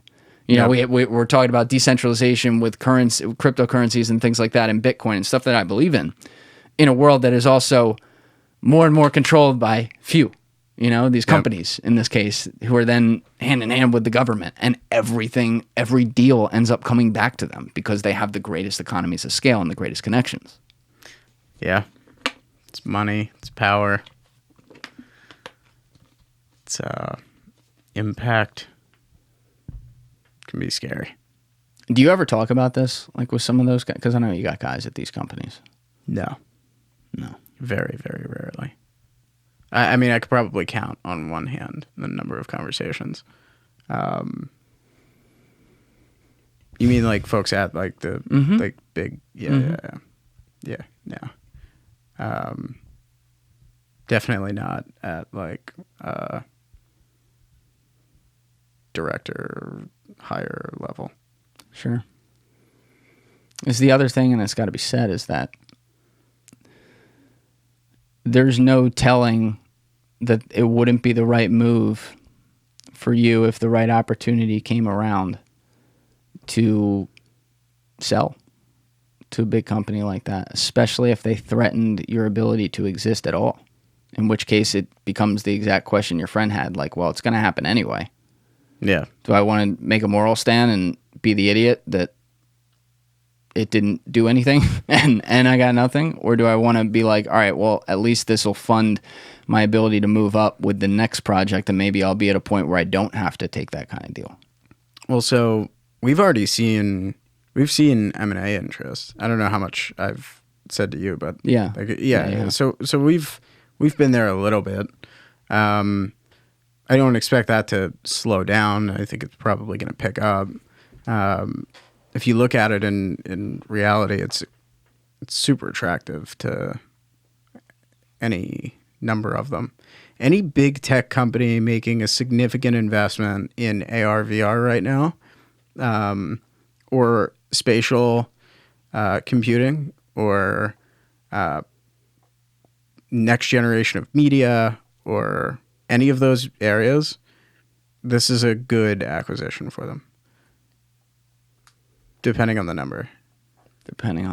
Yeah. And I think for us, it's like, don't get me wrong, that's like because this is probably a quite a large win to most. Sure. But I think, I don't see any reason why it can't be a large public company. Yeah, because each one of these companies did have to avoid that. Yeah. At some point. Even Apple, like back in the day, had to avoid giving into the number and selling. They had to have, whether you agree with what it turned out to be or not, they had to have some sort of greater vision that, like, no, we're going to pave the way. We're going to be that. So, like, you got your Apple, you have your Facebook, you have your Google, you have your Amazon, you have your Airbnb. They all managed to stay the course and maybe take a huge risk in doing that they were going to get beaten by larger economies of scale that other companies have, and yet they manage to hang in there and then become that company. Yeah. I mean, is that the ultimate goal if you had your choice?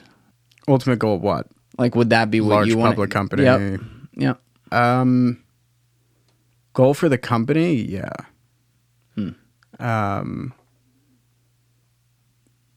Yeah, I think that's like, I could see it as a very real possibility. I'm also not naive, though. I know there are quite a few companies that this would be very valuable for, that it's probably a good fit, that will probably use it in the right ways. And if everything made sense and got to go there and continue to run it or head up product or something like that, right? There's a lot, I guess there's a lot to think about. But I wouldn't be naive and say I would never, we would never look at that. Like, yeah, you can't say we that. look at it if it's serious, and we've looked at them before, and we'll continue to.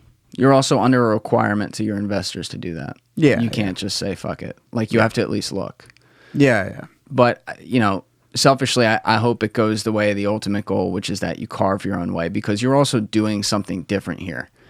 We'll see how this show goes. Obviously, we're getting there, right? And if I could just keep doing this, like, that's the dream. That's fuck it. I'm not going to fail. Like, we're going to keep rolling. But you're doing this format. You're on record. This is now your second time doing it. And as people can tell, I ask you whatever the hell I want to ask you. Sometimes there's something that you can't give, some sort of detail on, and we say that. But this is an open forum where you're just shooting the shit and talking about it. And as far as I can tell, maybe there's an example out there I'm unaware of, but in a platform like this, that's not some fucking, production at CBS or something like that, I don't think there are people who have now made it big names in tech, like Zuckerberg, Chesky, something like that have the record of doing this while they're building. Even Musk, with Rogan, because he gets pretty real on those after the fact. But he's in the middle of doing a lot of shit, and it's cool. And that's why a lot of people, he's a lightning rod, but a lot of people really trust him and like him because he tells you what he's doing. You don't worry.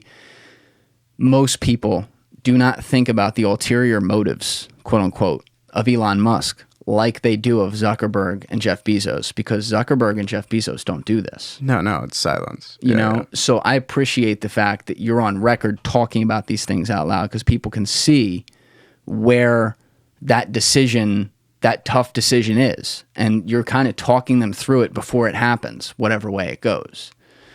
So I think, like, let's paint a scenario here. And let's say two different scenarios.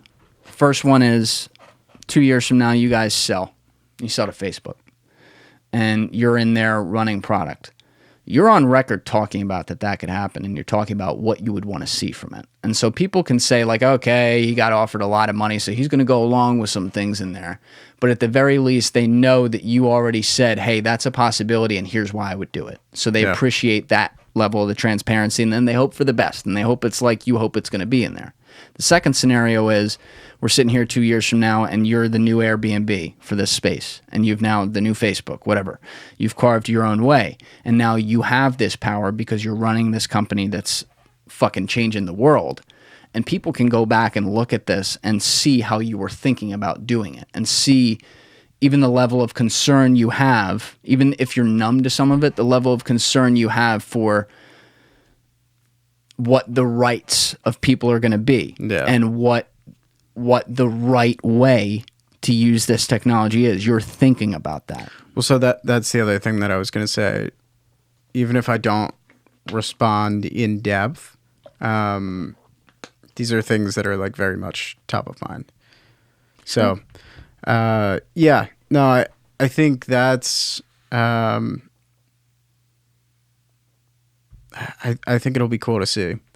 I do think there's some appeal to building in the dark. What Elon does opens himself up to extreme criticism, and I think so. He gets a ton of praise, and it's awesome, right? I'm a huge Elon fan. I love the way that he operates. I like how he's blunt. He's brutally honest.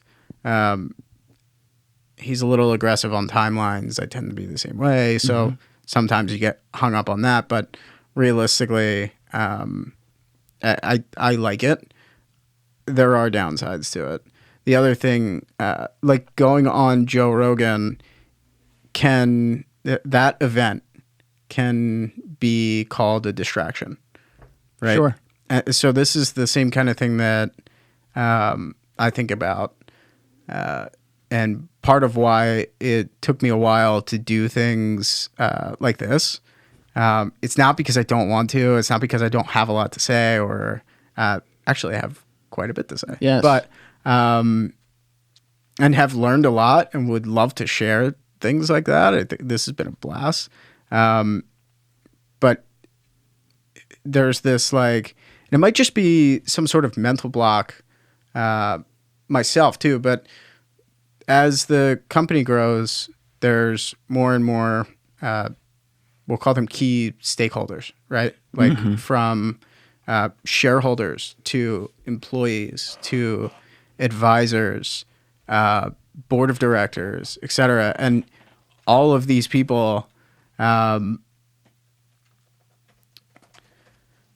there's like a reasonable expectation that you're going to do everything you can all the time to ensure the success of the company. So like, I think that for me for a while was like a block. It was like doing something that you don't see immediate value in is like maybe something I shouldn't be doing. Or a downside. You see potential downside in it. Yeah, correct. That's the other thing, right? Could it be a liability instead of an asset? It's because you're not viewed, because you haven't been public. You're not viewed yet. Maybe in the private circles that are aware of you, like outside your company, like investors, stuff like that. You're not viewed as irreplaceable yet. Elon is irreplaceable because he's been there, done that, right? You're doing it. Once you have that demonstrated brand power and demonstrated ability to get the result, you won't have to think about that as much. You can think of it in the context of how much of a distraction do I want to be for certain things. Like, well, how much bullshit do I want to openly bring on? That's still a question, the downside question. Yeah. But there's less of a question of self-preservation of, if I do this, I may lose it. Like, no, you're not. You are going to be able to, as long as you're not out there committing crimes and shit like that, like you're going to be able to do what you want to do. You know what's interesting? That actually doesn't bug me. I completely get that. And I'm sure part of me doesn't do things like that's definitely a reason that I think about, but I don't think that like blocks me. That doesn't bother me that much. Like if I the reality is like I am replaceable to some degree, right? Like I could give you 50 reasons in 30 seconds as to why like I think I can do what I'm doing better than anybody else can, and why that should be the case for a very long time. But I also know if there's a reason, or if at some point was not true anymore, then like I would want that to change. Does that make sense? So yes. So if I go and do something stupid or say something stupid, like I'm bringing it upon myself. I would expect that to happen. Again, maybe that's just like I'm a little bit harsh on like personal performance and things like that. But yeah.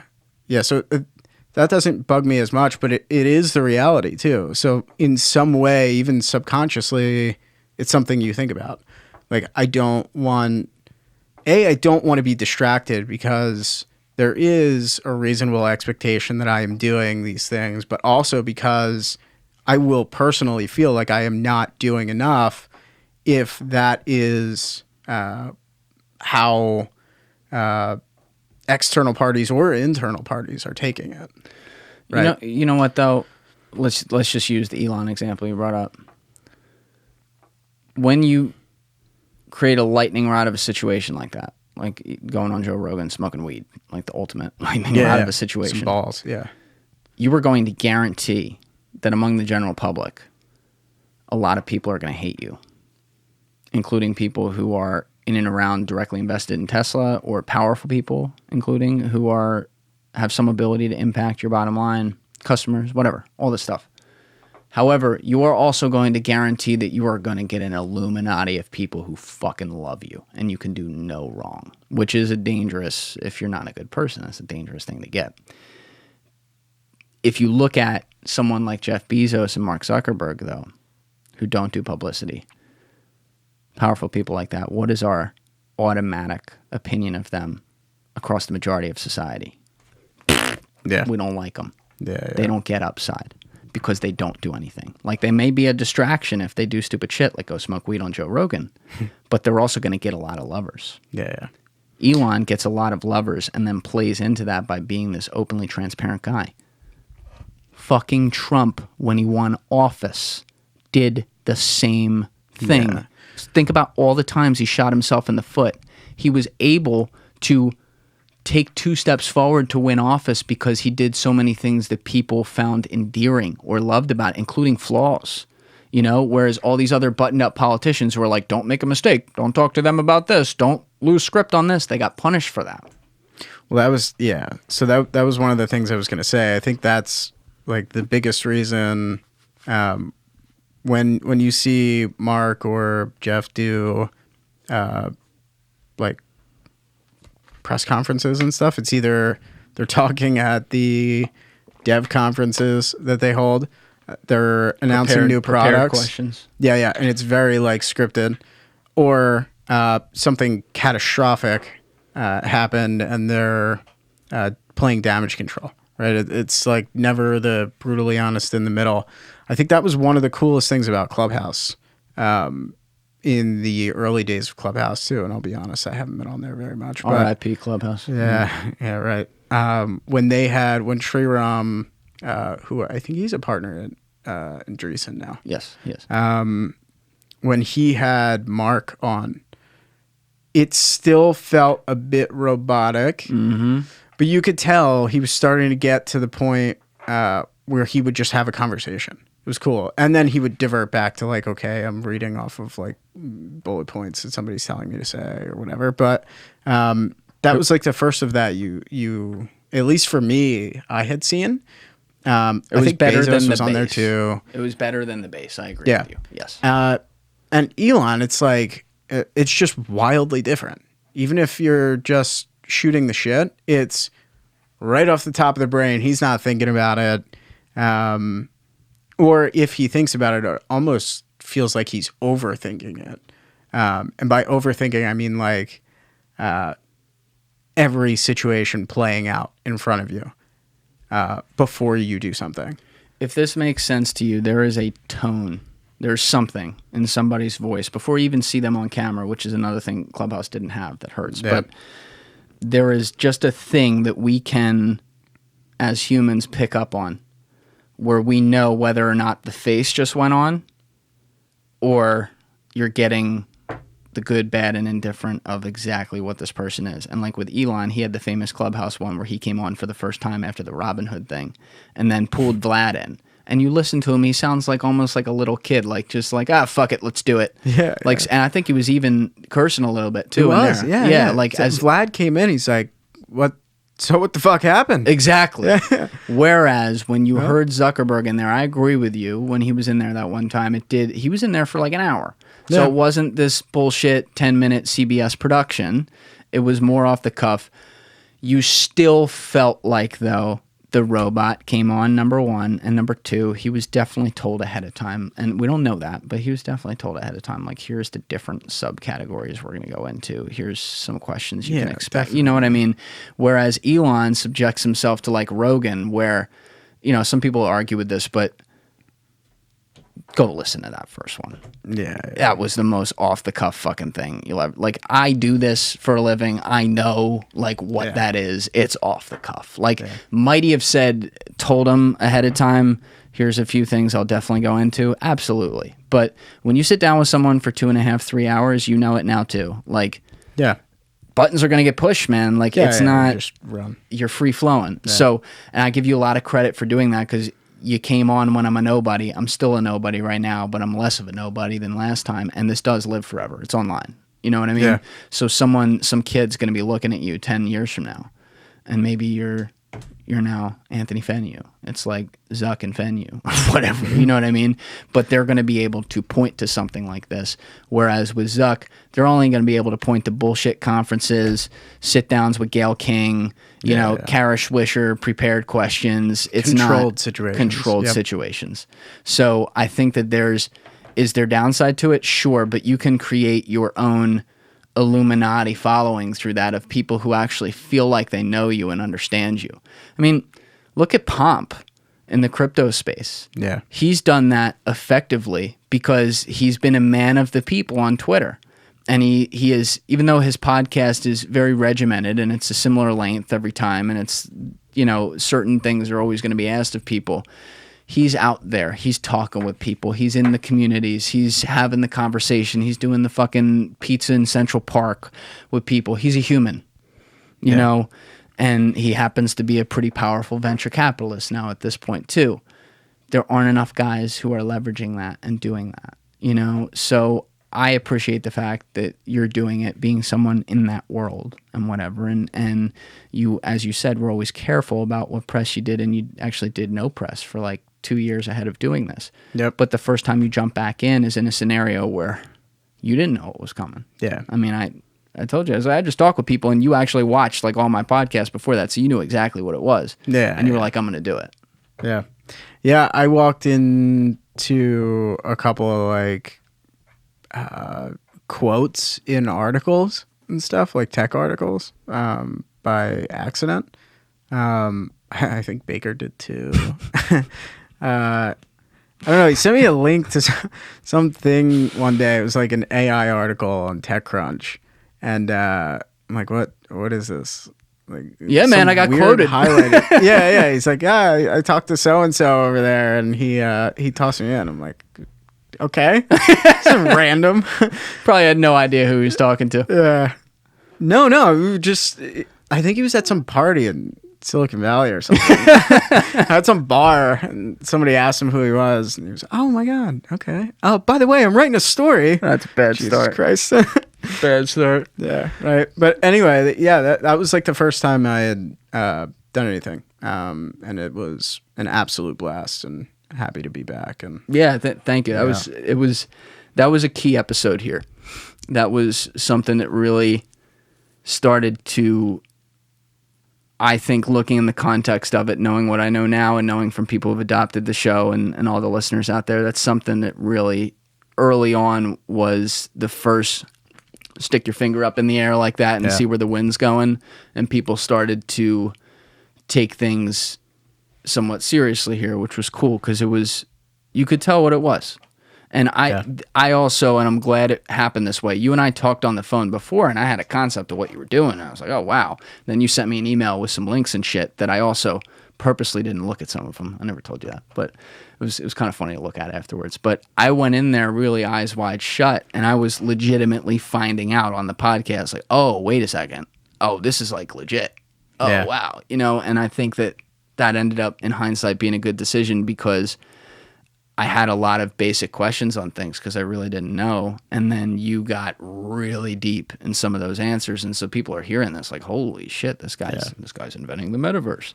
So, you know, I like having that, but it's also a matter of like what people are going to give you. And you were very, you know, when it comes to funding and stuff like that, you have to be confidential about things. We know that. Yeah. Like, that's fine. I don't think people really give a shit about that. But, you know, when it came to details of what you're looking at and how it works and explaining compression like a pipe and how your pipe plays into the other pipes and stuff like that, people hear that and they're like, oh, wow, like he's divulging here. You know, this is not this is a real time, real conversation about it. And then you also generate those fans I talked about from that, because now you're on their radar.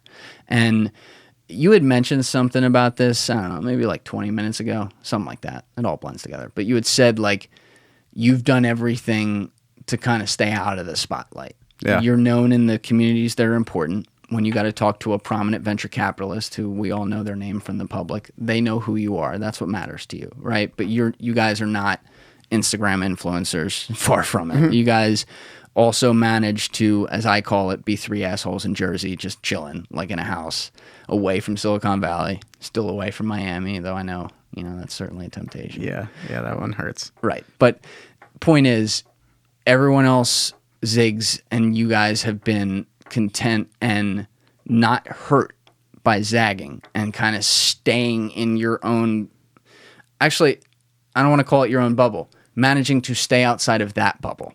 Yeah. And continue to kind of just build on your own and things like that. But you're talking about how that naturally, and we touched this last time, but now we're closer to it, that's coming towards an end. And there's a benefit in that people in pop culture who you want to work with, they're going to know who you are. Yeah. Your reputation will precede you. You won't have to sell them. It's going to be like, oh, that's the hologram guy. Yeah, let me talk to him, right? You have a lot of leverage. You also then have leverage to control narratives in public. You can even do it coming in here by how you answer questions I ask you or what you bring up or talking with TechCrunch, whoever it is. You have more like, oh, Anthony Fenu or Riley Horvath or Justin Baker got quoted. Let's check that out. Like people, there's the recognition. But the downside is you also now have, in that situation, you're going to have the spotlight on you. And you're going to be open to criticism. And people are going to form narratives against you. And until you do a lot, like demonstrate a lot that changes the game, there is early on leverage that, say, the media or people that don't give a fuck about your interests are going to have against you. So have you thought a ton about that, seeing as it's like you're on the doorstep of it? And do you think that it's going to change how you run the day-to-day operations of the company? Or do you feel like you can kind of keep it flowing how you are and just have a PR team as well to kind of duck and cover? It's a good question. I think I've put maybe 1% of thought to it. So very little. I think it's happening quick. The couple of things that we did do have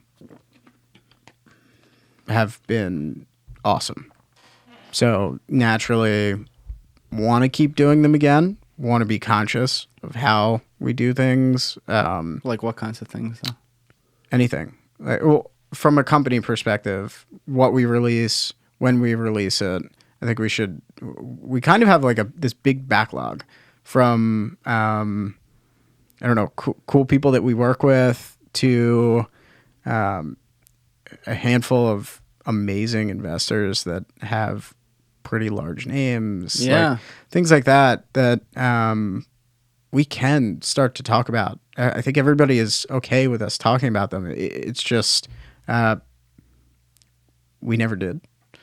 So it just became assumed that like, all right, they're just gonna keep it on the low for now.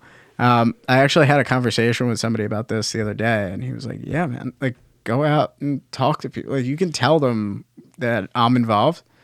Do all right, do fuck as you it. please." Who was that? I'll give another one because You just got backed into a corner. I know we put together a release though. Okay. Well, Is that release coming out within a week? 2 weeks. I'm gonna hold you to that. 2 weeks. Yeah. If it's not out, And I I'm would have doxing just you. burned our first release. Okay. Almost did it. Give another one though. That's not a release. You can be an investor, client, whatever. Yeah. Well, so Trigger Agency in Los Angeles is the first physical studio set up, or second physical studio. I've heard of that. set What's up in their Los background? Angeles. So Trigger's an immersive agency. Okay. We've been working with pretty much the whole team over there, but Jason, the CEO, and Ryan Holman on the immersive production and technical team is fantastic. When you say agency, can you explain to people what you mean there? Yeah, so like a content creation, they'll create immersive content. They'll build brand experiences. They do deployments with large brands, things like that. So Using your software. yeah. So customers include Verizon, AT&T. I'm pretty sure they work with most of the big ISPs, like beverage brands. So what kinds of things would they be creating? I won't use Verizon because there's a lot of different things there. AT&T. Yeah. What kinds of things would they be creating for them? Well, so they do a lot of like marketing, advertising campaigns, physical activations, things like that. Got it. Okay. And then they'll build like a physical activation might have some utility. So an example, like golf. Mm-hmm. So swing analysis. I know that's a physical activation that they're working on with like a couple of PGA guys and I believe a large well-known basketball player. I know who that is. Are you saying who that is though? Because you told me. I know who you're talking about. Yeah, I don't know. Who can you talk about? I I'm trying to can give the people something now. I could talk about a couple of our investors, advisors who've let's just do been that. fantastic. Start there. Sandeep Kumar from Nightscape Ventures out in Austin. And then Luke Lloyd Davies from Elton John's family office. And So Elton John's invested in Soar. yeah. And then It's fucking awesome. yeah, that's super cool. I don't think we've ever said that publicly. There we go. All right, that's a big one. That's a good one. Yeah, and there's a handful of them that have been fantastic. So yeah, it's super exciting. We're surrounded by great people. And I think everybody's got a common goal and just super excited. Now, like Elton John's a perfect example though, because all right, he's got, and a lot of people don't know this about some of these guys, but like he's a good example. He's got a great family office, very interested in tech and investing and all kinds of shit. But he's also, even though he's older, he's a legend and he's music, right? He's a creator. He's the exact type of person you want to work with. So not only do you get someone personally invested in your success, but then they also are invested in wanting to use the product and bring it to the world. Yeah. So like, I know you guys have been thinking about a lot of different things and there's nothing like concrete like that you're going to do first, but just on like a broad level, I assume within Elton John, among the types of things you can consider is that, okay, let's figure out how to put you in concert in all different places for people. Is that something that he's automatically interested in? I wouldn't say like automatically interested. So you got to sell him on that a little bit. I think it's like what's happening at the time is this like a thing that makes sense for what I'm doing right now, right? Like so, he's going into a new. Again, I don't know how much of this is public, but yeah, be careful. He's releasing some music. Yeah, he announced that the other day. Okay, you're right. okay. Cool. Was the whole thing he announced? I'm not. Don't say, but I remember because there were several stories about it. Yeah. Like on Instagram. I put one on my Instagram. Yes, I just can't remember what was. Yeah. Just he released something. We'll leave it at that. Yep. So we have no gray area there. Yeah. Okay. And so like some things attached to that would be great timing. Got it. Yeah.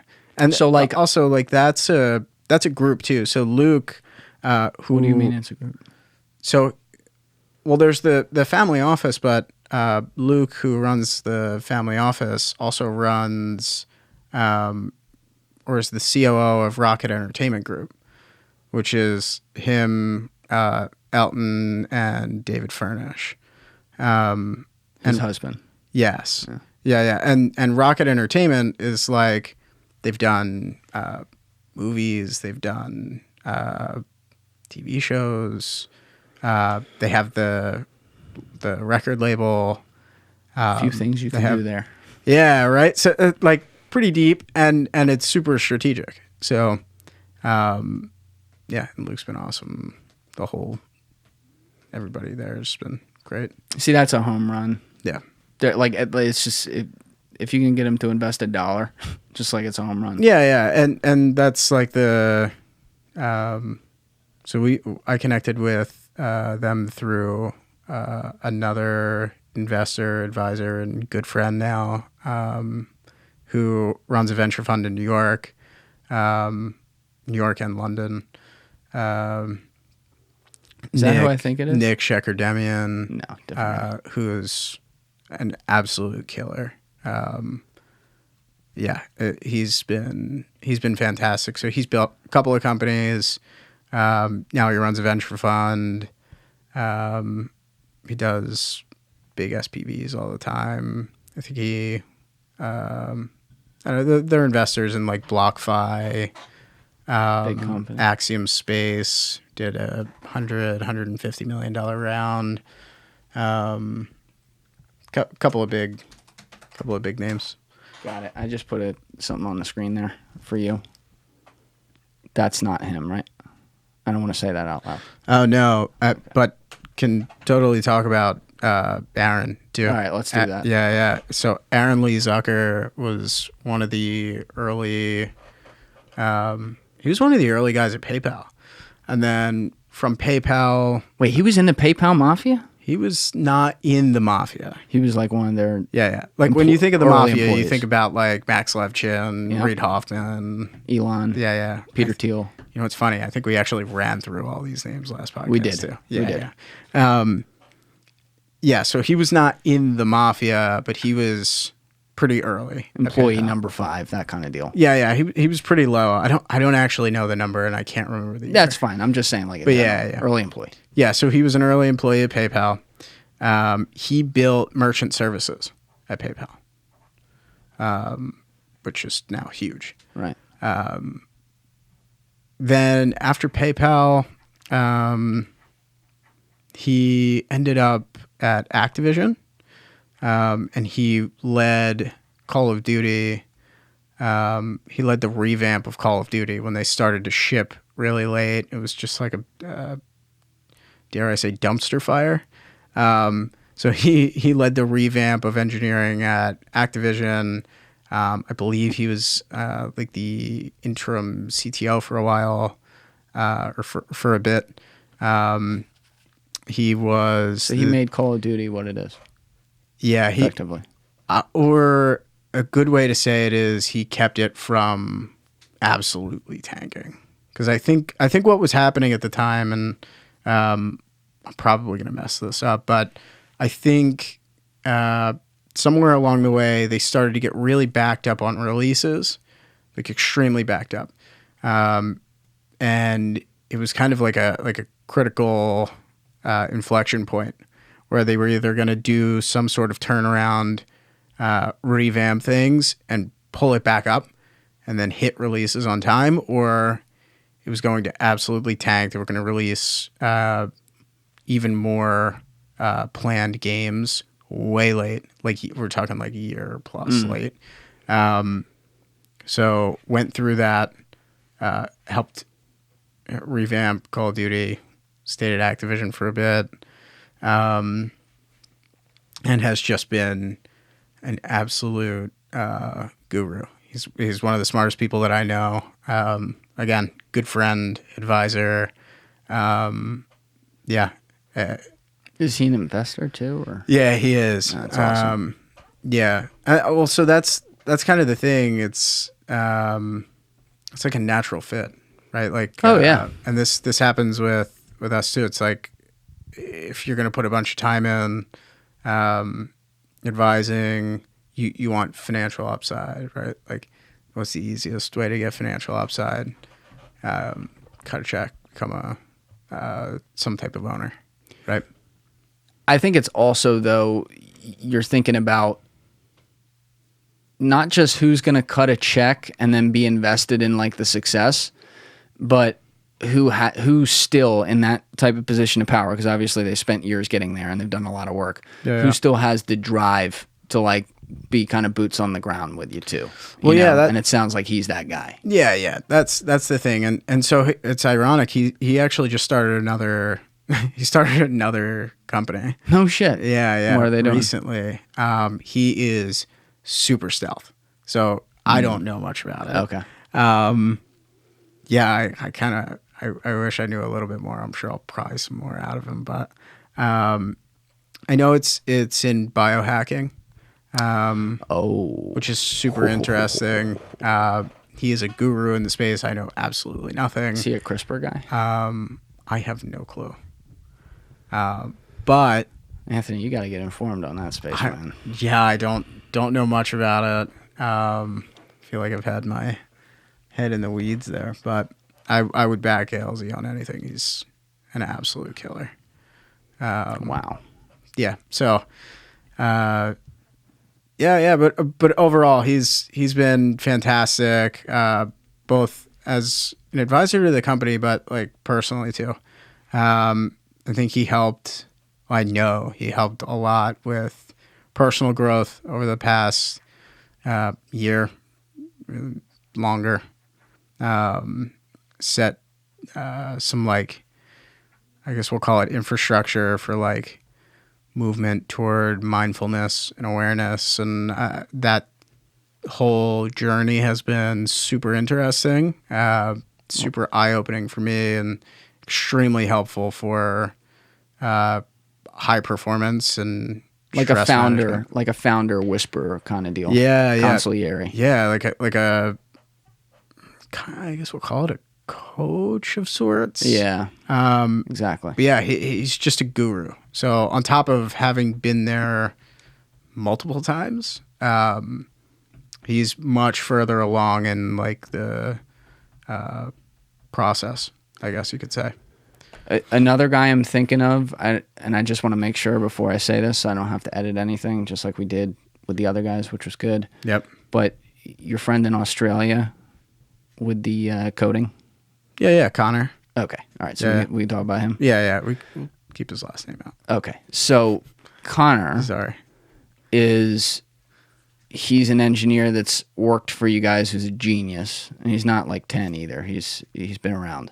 Yep. Who was a part of leading up the team within your company that found that quote unquote compression algorithm in 2018 that is now patented as, among compression, it's the fastest compression algorithm in the world for, because there's all different types, for specifically live streaming holograms, correct?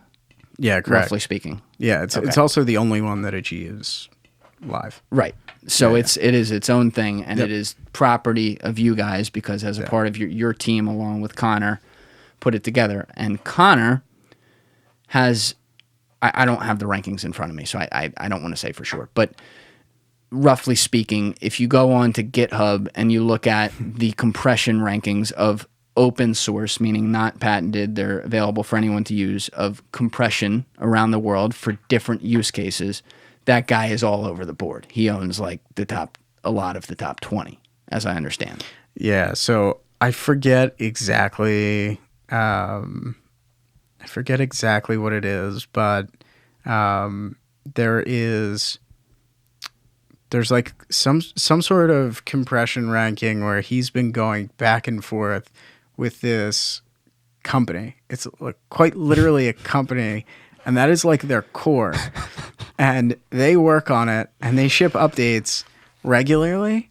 And he'll go on. He waits. It's like a cruel game. He'll wait, and then like, I forget when the last time he did it was, but it might have been like I don't know, one of the last holidays. He was just like, yeah, by the way, I'm going to take an extra day. They're starting to do okay. I'm going to crush them again. And then he'll just like turn up the heat and absolutely demolish them. And if you go in there, it's people like, who the fuck is this guy? Because theirs is it's an a open single source. person. No, well, it is. All of that is. But Theirs it's is. still, it's the fact that like you have a team of fucking people that are like doing this all the time, and then Connor in a weekend Can beat them. And Connor in a weekend can set them fucking 6 months back. Why are they doing it open source if they're a company? Well, it might not be their core.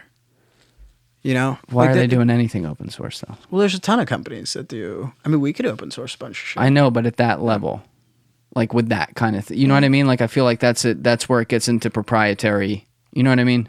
You can. Well, so like we have proprietary stuff that will contribute to the volumetric format association. You know, it's like not.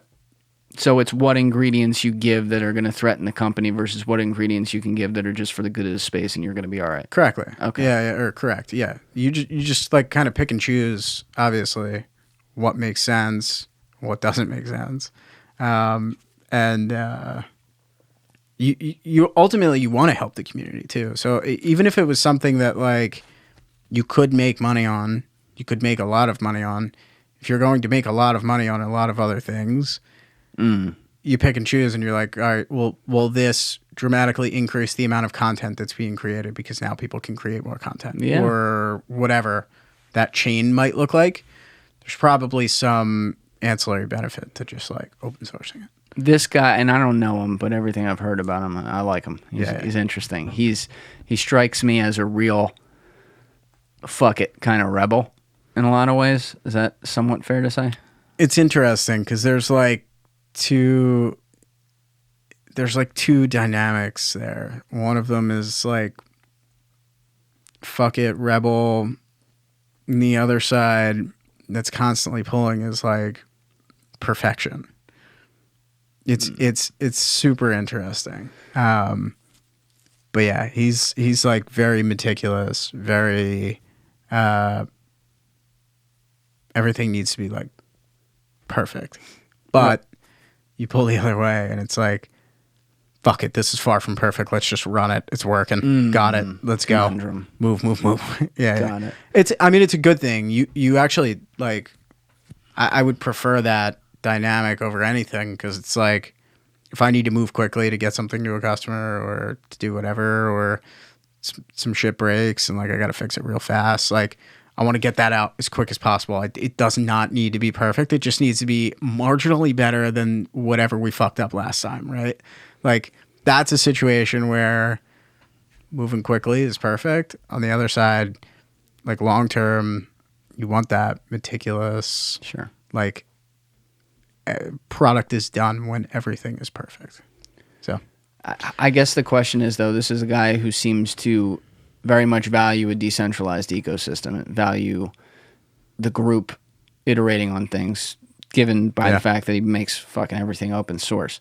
So how did you convince him to come on board? You know, because this was early on. This is before you had anything. I mean, he's part of the team that put together. He was probably the key player to come in to build the damn thing. How do you convince him, like, hey, I know you're a big open source guy and whatever, but can you come build something privately with us as well and work with us? Because he seems to be gung-ho, like fits in perfectly to the team, and everyone loves him, and it's mutual and everything. And it's also like to get there, like to even get that opportunity kind of blows my mind that he said, yeah, fuck it, I'm in. Well, so he worked on early game engines. So like he worked on Unreal Engine. He worked on Unity, like really early. Yeah. He knows, like, I'm pretty sure he knows David from Unity, one of the founders of Unity, really well. I think same thing with Tim Sweeney at Unreal. So he worked on like game engines super early. That's kind of why he had that like perfect background to be able to fill in the gaps from what we knew. But he went from game engine stuff to, well, actually kind of stayed in there and was at Crytek for a little bit. And then he was just doing consulting. So when we reached out to him, he was doing a lot of like robotics consulting, but it was all contract work. So, I think it was like a little bit of timing, a little bit of like passion for the space. It's not like he was, I'm never going to work for that kind of like, Sure. Yeah. And I think he'd seen how much value this could have because he was at the game engines in the early days. And I think in some ways sees a ton of similarities. Yeah. But I think mostly it was similarities like, to what? Oh, you guys have a ton. Yeah. Got it. Yeah. I'd like to say most of it, though, was just how awesome our team is. That's great. I think it's how awesome our team is, how much fun it is to work on crazy new tech. Yeah, and then he gets paid pretty well. Yeah, well, you see guys like that come on board early, when you guys were fucking still almost teenagers and work on this kind of stuff, and now you see where it already is a few years later, and someone like that, a core part of the team and everything. It's that, to me, when you're talking to investors, they got to be like, oh, damn. You know, like this is just, this didn't happen overnight. These guys are plotting. I mean that in a good way. They're drawn out. They see the vision here. They're executing on it on a very bite by bite basis. They're not over rushing things. There's a level of maturity that I guess also comes with having already run a successful company when you were young and learning there, so the comfortability from people throwing around checks, not that they don't do that all the time, but when they're buying into the founders, they're like, okay, these guys get it. Yeah, it's like, it's funny. I get like pretty frequently, can tell, even just like talking to like attorneys. I think attorneys say it the most, but like the comment will just be thrown out there. I'll say something like really light. I won't think anything of it, and the immediate response will be like, "Oh, got it. You've done this before." Yeah. I'm like, really? Mm-hmm. I just said I don't even realize what I said, but I guess that helps. Yeah, you're like a laid back speaker too. It doesn't come from I know what I'm talking about. You're just like you're almost like too carefree sometimes, but you do it in a way that people are like, okay, he gets it. Oh, all right, yeah, well. Yeah. And it's disarming too. You see a lot of founders out there who try to mimic and try to be Steve Jobs or something, which they're not. Or they try to be a tough guy or say how it is, or they have personality problems that lead them to not be able to communicate effectively. It's a strength when someone knows what they are and they know what they're not, and they seem to be pretty comfortable in both of those worlds. Yeah. And so I'm sure a lot of these investors see that, and that's a part of the reason that they buy you and they buy the team. And Baker and Riley come across the same way in their own way. There's no one who's like gung-ho, this is what it is, fuck you. So, you sent an email that you shared with me that was a broad email, and I asked you about this earlier today, just like if it came up, if it could. So I have it up behind you. Would you mind actually reading it? It's in big text. But the reason I say that is because when I met you and then hanging out with you after we did the podcast and then also working on some stuff, the thing that I've admired the most is you tend to have on most things, a very long view in the room. And you've practiced at that, just like what I was just talking about. You've built this company in pieces over time. You don't rush to things. You haven't rushed to this Series A even. It's not like you're not funded with some other things, but there's a lot of people who are like, oh, I can go get 25 million tomorrow. Let's do it. You're willing to take that type of slow step into it. And I felt like, I don't know if you were trying to do this, but I felt like this email really captured how you look at the impact here and what you're trying to do. And I thought it was a good moment for you. So I feel like if you could share this with some people, they'd know you even better than they know you listening to a podcast like this. Yeah. Yeah. I mean, do you want me to read it? Yeah. Or do you want to read it? What do you want? You tell me. You read it. All right, I'll read it. Yeah. All right. Soar team. Following a big week of both adversity and great achievements, I wanted to share a quick note to all. I like to think everyone on the entire I like to think everyone on the entire team has gotten to know me at least a bit by now. Some might say I have completely irrational standards for everyone's personal performance, including my own, but also collectively as a whole. I'm a believer that in cases of true innovation, folks who tackle the impossible are not just innovating in matter, but also in mind.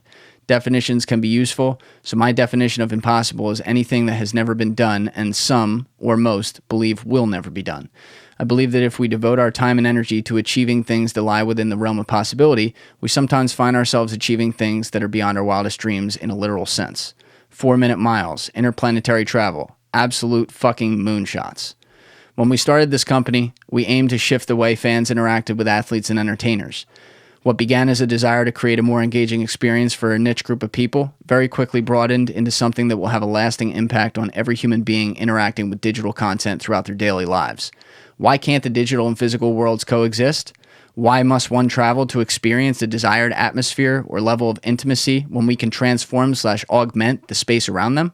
How is the shift to 3D/immersive happening so rapidly without the community having nailed content/rapid distribution? Why are solutions so expensive today and yet still leave viewers feeling as though there's a decade of building needed before the medium is ready for mainstream? As we look at the journey ahead, there will undoubtedly be change, sometimes rapid. We'll be scaling our team, building critical infrastructure, supporting and listening to our customers, and maintaining/accelerating our pace of innovation as to outperform some of the largest tech companies in the world. We will hit delays, we will have customers churn, and we will struggle at times. But through all the challenges, it's imperative we celebrate the wins. As it stands today, we've created the world's first-time volumetric streaming pipeline. We're empowering individuals, agencies, startups, and large companies to create content in an entirely new medium, something that, for many, felt completely inaccessible or unsustainable for years. In many ways, we're kickstarting a fundamental shift in communication, the way we connect with humans. A friend shed light on this recently as he went through the Epcot ride in Disney. The entire ride centers around the evolution of communication, from cave writings to the printing press, radio, television, the first computer, etc. In his words, not mine, quote, "Right now the ride stops when Bill Gates creates one of the first personal computers. There's no doubt in my mind the Soar team could be holding the key to the next room, volumetric," unquote. I wake up each morning excited to step into battle with all of you and look forward to continuing to restructure and reshape the world's expectation from impossibility to inevitability. Cheers, Anthony. I think that when you hear that, first of all, most of that is very simply written, which is great. So an idiot like me can read that and understand what you're getting at. Secondly, like if I'm an investor reading that, not even just a normal person, I think I get you. I think I understand what you're in this for. I think that in a world where people's cynicism, I don't know if that's a word, but we'll go with it, can devolve very quickly into people are just looking to create something new to get their payday. I think you read something like that and you're like, no, this guy's a little crazy. That's good. You know, He's like, he wants to do some cool shit, as you would say it. Yeah, I mean, it's funny. That's like, that's one of the first like all team emails that I've sent like that. And I think just with how chaotic everything has been, I wanted to make sure that got across, right? Like we're all here for the same reason. That's why I'm here. That's why I wake up and do what I do. That's why, that's like the fire. It's the today, but it's also the tomorrow and what tomorrow can be.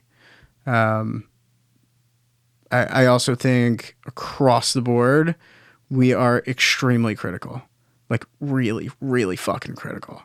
I can be pretty bad at this, right? Like, we'll set sky high expectations, and if we fall a little bit short, it's still a huge fucking win, but it might not feel like a win because everybody's looking at it saying, fuck, we didn't 3x this month. That's like a chaotic month. That's huge. Either way, it's a win, right? somebody, one of the guys on our team sent me this yesterday, and I kind of wrote something to the tune of it. But his response to that email was on the mug. You're saying, yeah, on the mug. So tossing rocks at the moon. That what he was saying in response to that email was the way he looks at it, and I completely agree. We're trying to throw a rock at Mars. If we hit the moon, it's still throwing a rock at the moon when nobody else can get the rock off the fucking ground. Yeah. Do we want to hit Mars? Yeah. If you hit the moon, you still won. Or are winning. Right? Yeah. I think that's like a good way to look at it. And especially for everybody on our team, I want to make sure that that doesn't get lost in any of the craziness. Bro, it's been really cool.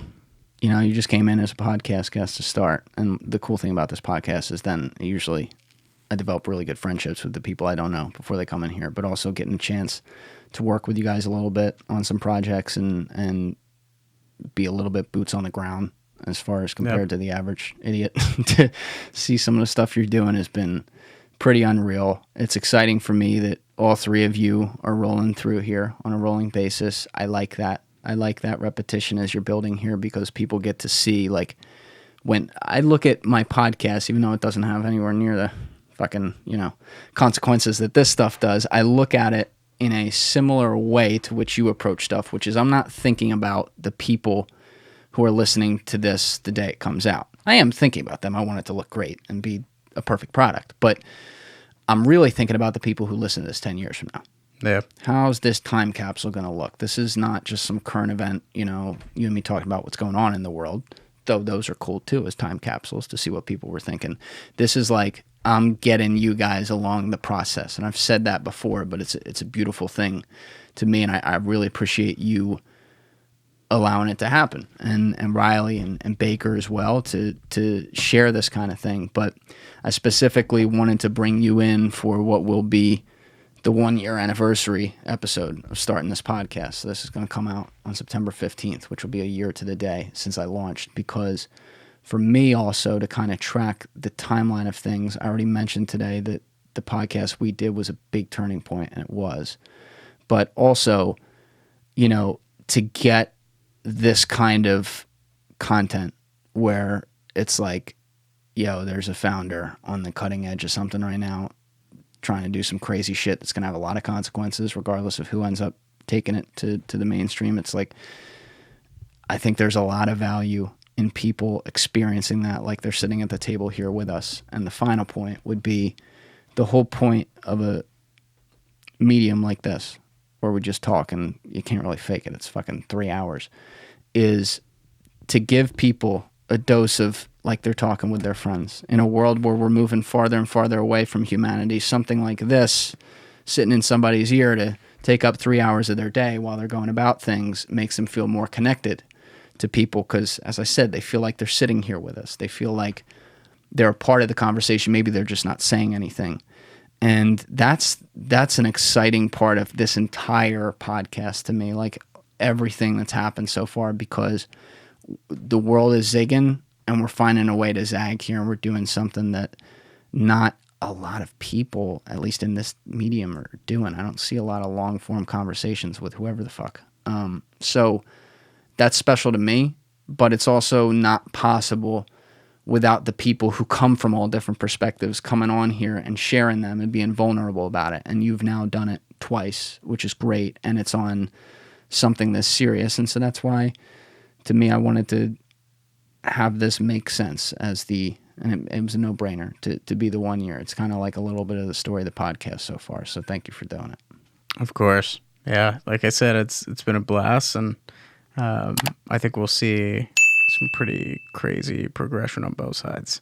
Okay. Rapidly. Next time you're in here, maybe like 6 months from now, something like that, I want to be able to show some of these goddamn products too that we've been capturing. Sounds good to me. That you've been capturing. Yeah. But some of the ones I know about and stuff. Well, we too. There's Yeah.